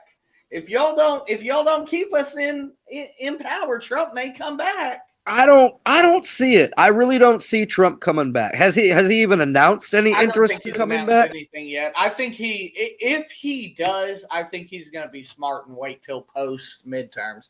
If he does, I would waiting for the midterms to see. I would be willing to bet it may be another Trump relative. I don't think it'll be Donald Trump again. And to be honest, I wouldn't if I was him. Not that I don't think he could win. I think he could. I don't think it's worth all the BS. I think he realized that. I would agree with that. Again, though, I don't think that they're going to get. I think they're trying to scare people to the polls rather than just the friendly, normal Democrat. Hey, yeah, come on out. We want every vote to count. Now it's, if you don't vote, it's going to end the world as we know it, and life's going to hell, and it's the end. Republicans are burning babies in the street and all sorts of shit. And I think they're trying to scare people to the polls. They know that they're not going to get the 84 million people to come out in a normal election. That will never happen again. That Donald Trump, and honestly, I don't know that it would in 2024 if Donald Trump's name was on the ballot. Right. I don't think I think last year and 2 months ago was the perfect storm to make people get off their ass and go vote. COVID, the situation with racial inequality in this country, and Donald Trump is what made 84 people get off their couch. If you take 2 out of those 3 out, the Republicans win. I mean, Manny, a week before the election, we were all saying Donald Trump's going to win. We thought that he had a clear path to it.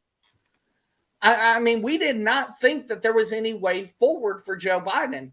And sure enough, we were proven wrong, because I think it was just a matter of the situation coming together perfectly for Joe. And I think they know now that they're not going to be able to get that kind of turnout ever again. Because let's be honest, again, something that we sincerely and sorely lack in this country is interest in politics and how this country is run.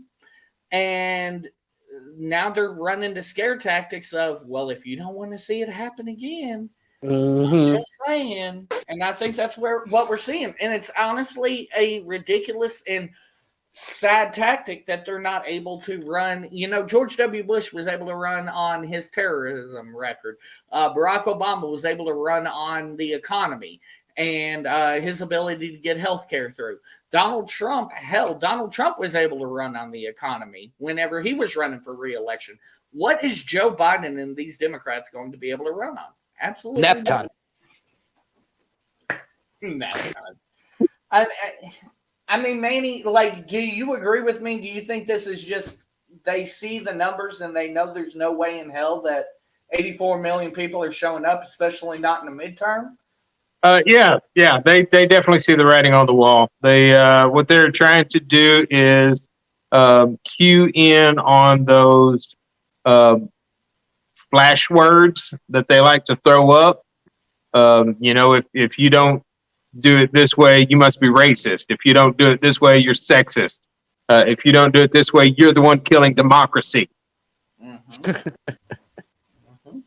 It's doom and gloom tactics, and it's absolutely crazy.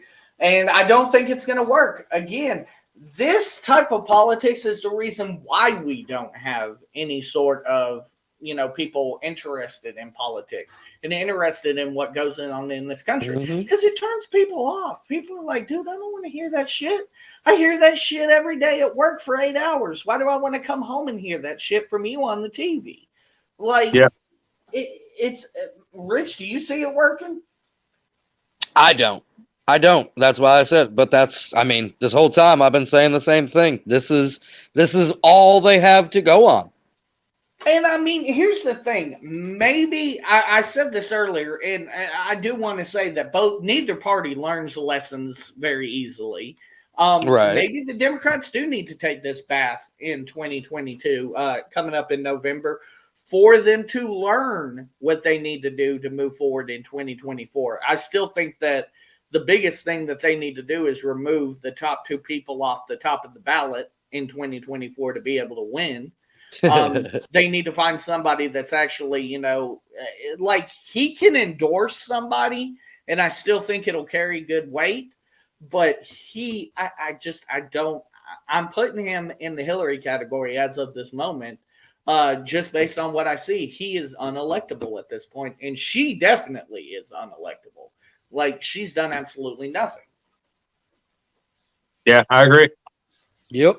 Okay, y'all, final topic before we get to our American Idiot of the Week. The U.S. and Russia today met over the Ukraine situation and security.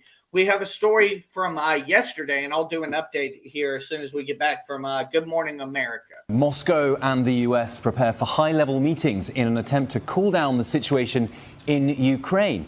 ABC's Mary Alice Parks is live at the White House with more. Good morning, Mary Alice.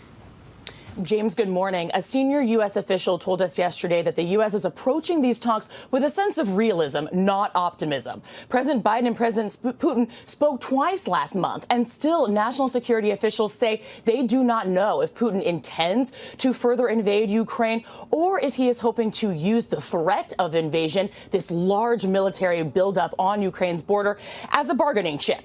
Now, the administration yesterday insisted that the unrest in Kazakhstan is separate, and Russia's lead negotiator today said they won't talk about it. But the reality is that in the last few days, Moscow has again shown its willingness to move Russian troops quickly across borders if it thinks it's in its interest.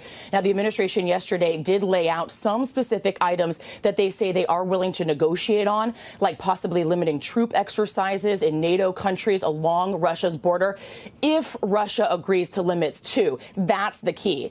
Now, of course, President Biden has said that the U.S. will be ready to respond in a big way should Russian troops move further into Ukraine. And overnight, the New York Times, the Associated Press reporting some details about what that could look like, cutting off Russia's largest financial institutions and imposing an embargo on American-made technology if needed. Now, White House officials overnight notably did not deny any of those reports and told us that nothing was off the table. Whit. Mary Alice, thanks. Well, hey there, GMA fans. Robin Roberts here. So your update is CNN reported right before we went on the air that absolutely nothing got accomplished today in that meeting. Big shocker. Here's my thing. They mentioned the things that the U.S. said was on the table. They talk about an embargo. They talk about sanctions. They talk about these things should Russia move forward with force. Again, when you get to that line and it is crossed with force, the only thing that will in turn change anything is force. We're going to have to bomb the hell out of them. I mean, that's where we are. We're inching closer and closer to that line where we're going to have to start putting boots on the ground in Russia. And that's number one. Tactically, I feel like that's a problem. Can we win? Yes. Not in Russia. Not in Russia. You think we'd push them in Ukraine? We'd have to put boots on the ground in the Ukraine. Okay. So you think it'd be a lot like the Kuwait situation with Saddam back in the 90s, where we just push him out and call good? Yes. Okay. And I mean, that's perfectly fine as well. Do you think that's on the, knowing everything we know about President Biden, do you think he has the balls to make that call? No, he'll settle for sanctions and stuff like that. I don't think that he'll push troops into the Ukraine to help solidify their border.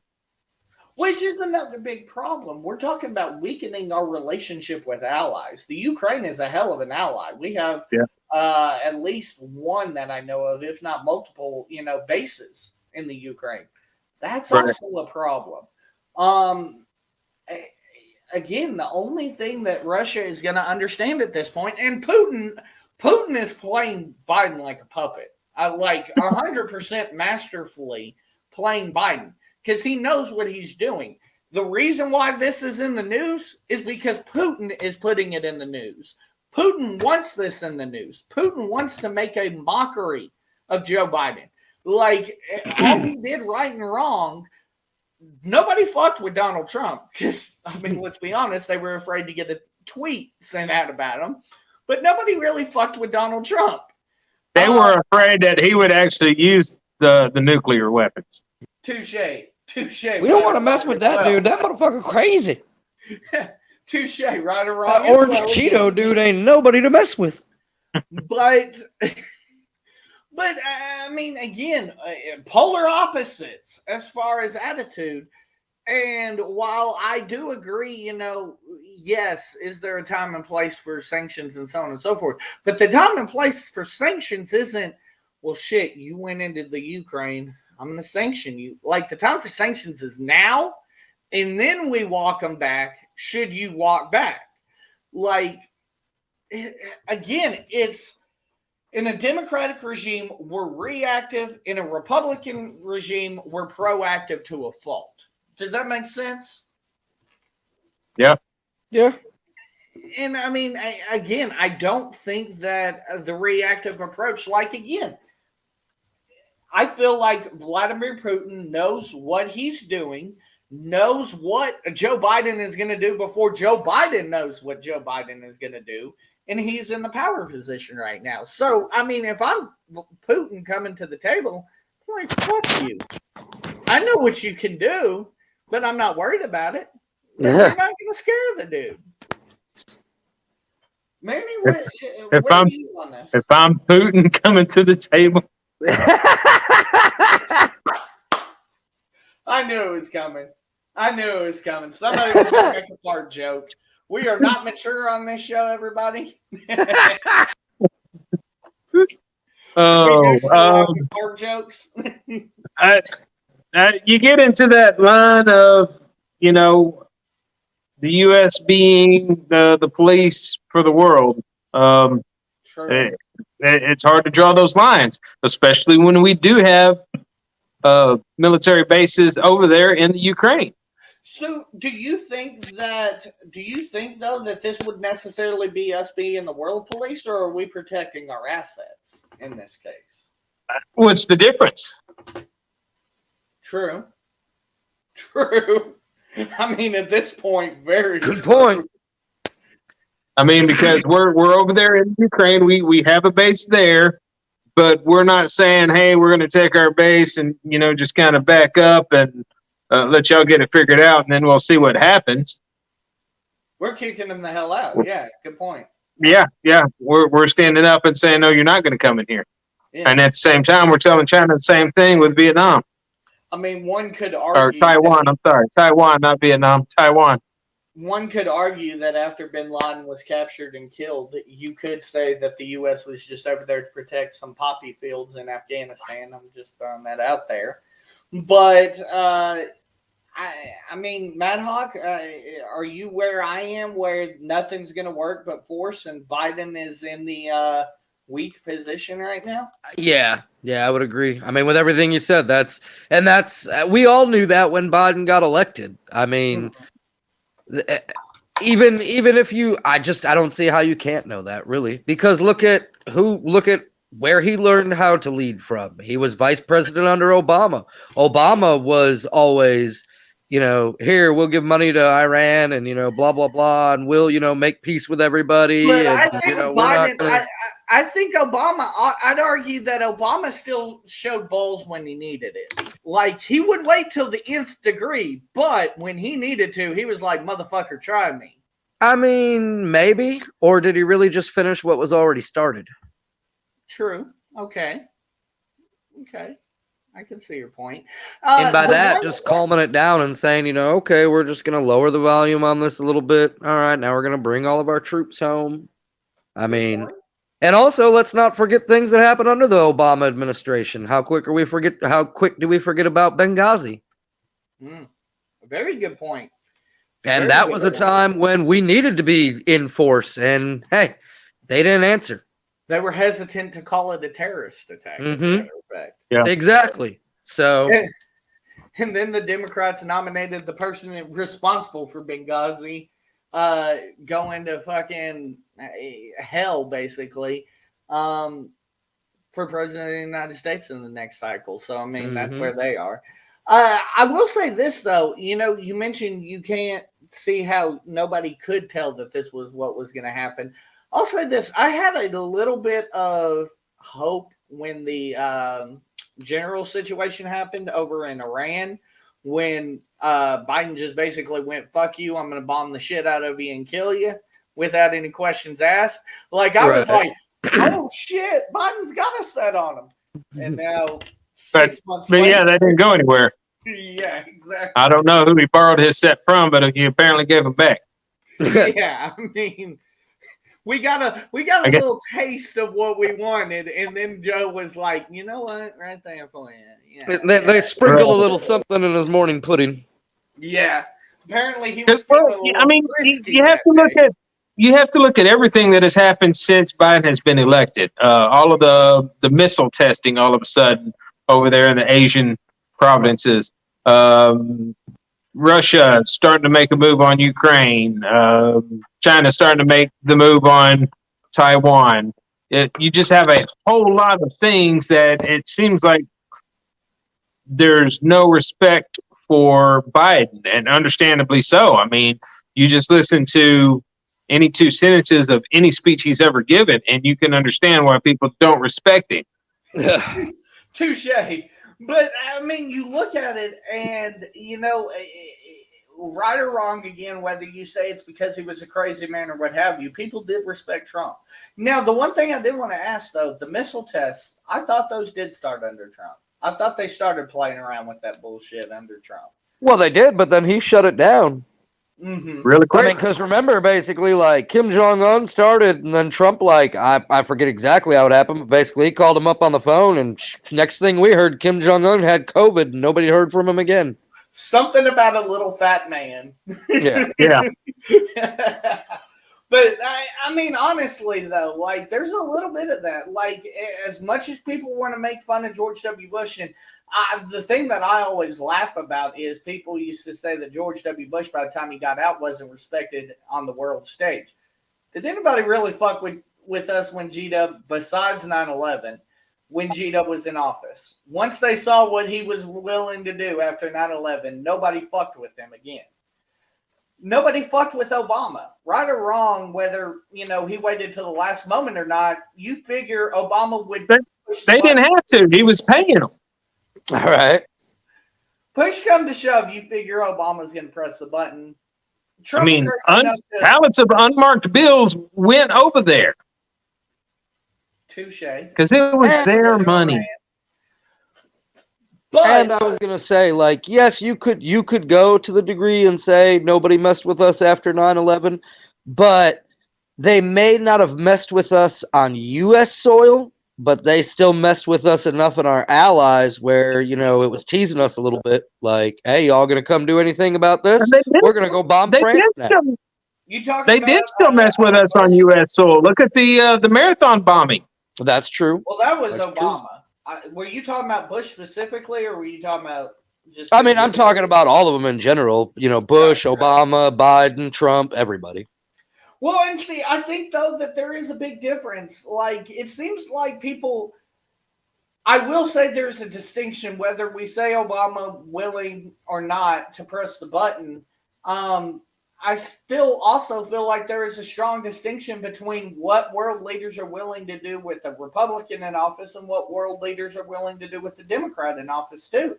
Because, right or wrong, the stereotype for a Republican president is, hey, this motherfucker's just looking for a reason to push the button. Right. Oh, but shit, Trump could have woken up with a bad hair day and he probably would have pressed the button. But, he was a little bit more extreme than our other recent Republican presidents. But, honestly, I don't think to the degree that we saw, a 9/11 or something. I'll put it this way. I said the day we pulled out of Afghanistan that we basically didn't accomplish anything from 9/11 because of the way we left Afghanistan.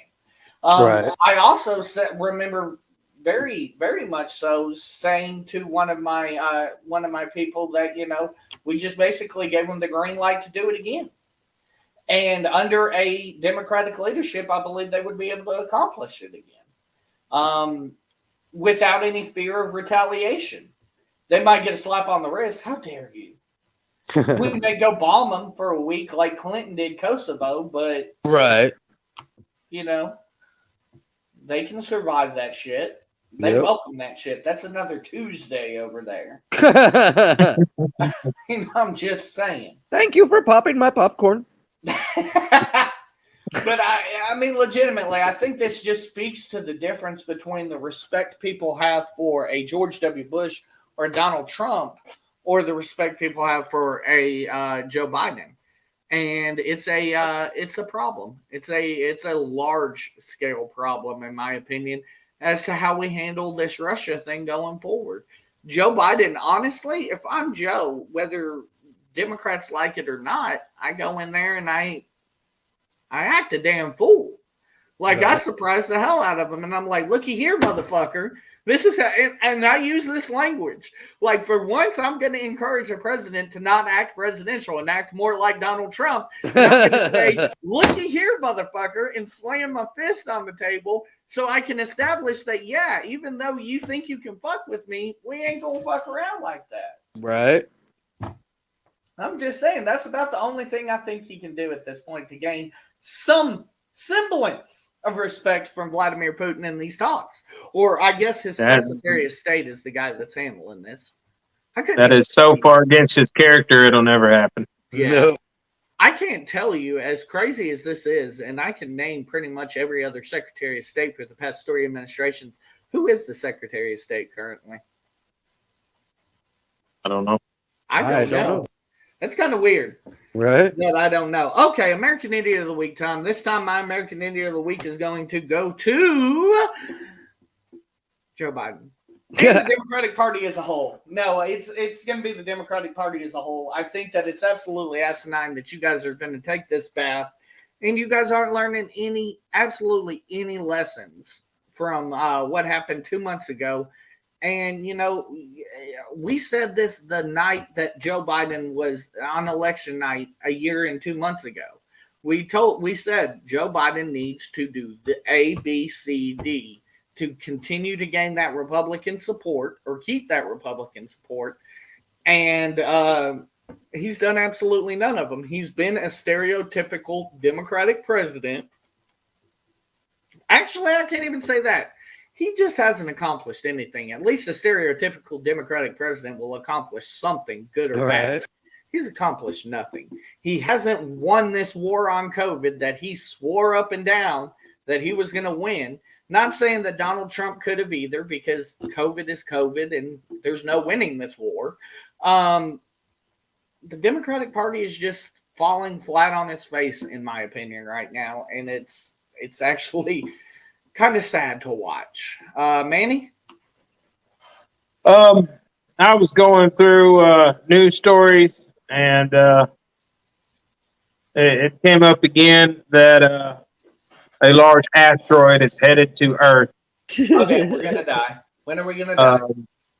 There was one in December, and basically, I'm just throwing all of the media and the fake media in here, where they throw these big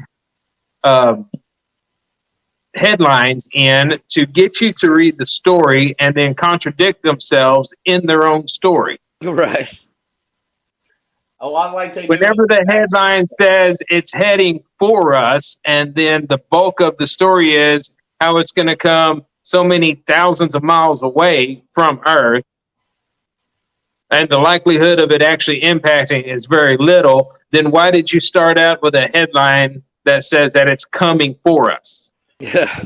All I'm saying is, what I was ready to have Steven Tyler on speed dial so he could start singing "Don't Want to Close My Eyes." So yeah, that's my American idiots of the week, is these people that come up with these headlines to just shock people into trying to click on your story. Right. Absolutely, drive it. And yes, you would go into that category, Mike, with your headline that you tried to throw up there with violent crime. Hey, all I'm saying is I have accomplished my life goal. I am now part of the mainstream media.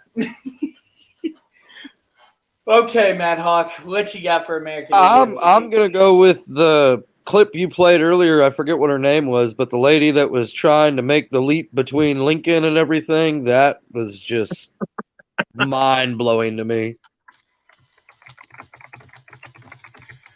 Yeah. That's all I can say about it. I'm still thinking, I'm still trying to connect those dots in my head. And yeah, they're not happening. That's a leap the size of the Pacific Ocean. I'm just saying, like, that is a giant fucking leap. Yeah. I'm impressed. You're That's right. how big that leap was. That was, yeah. Yep.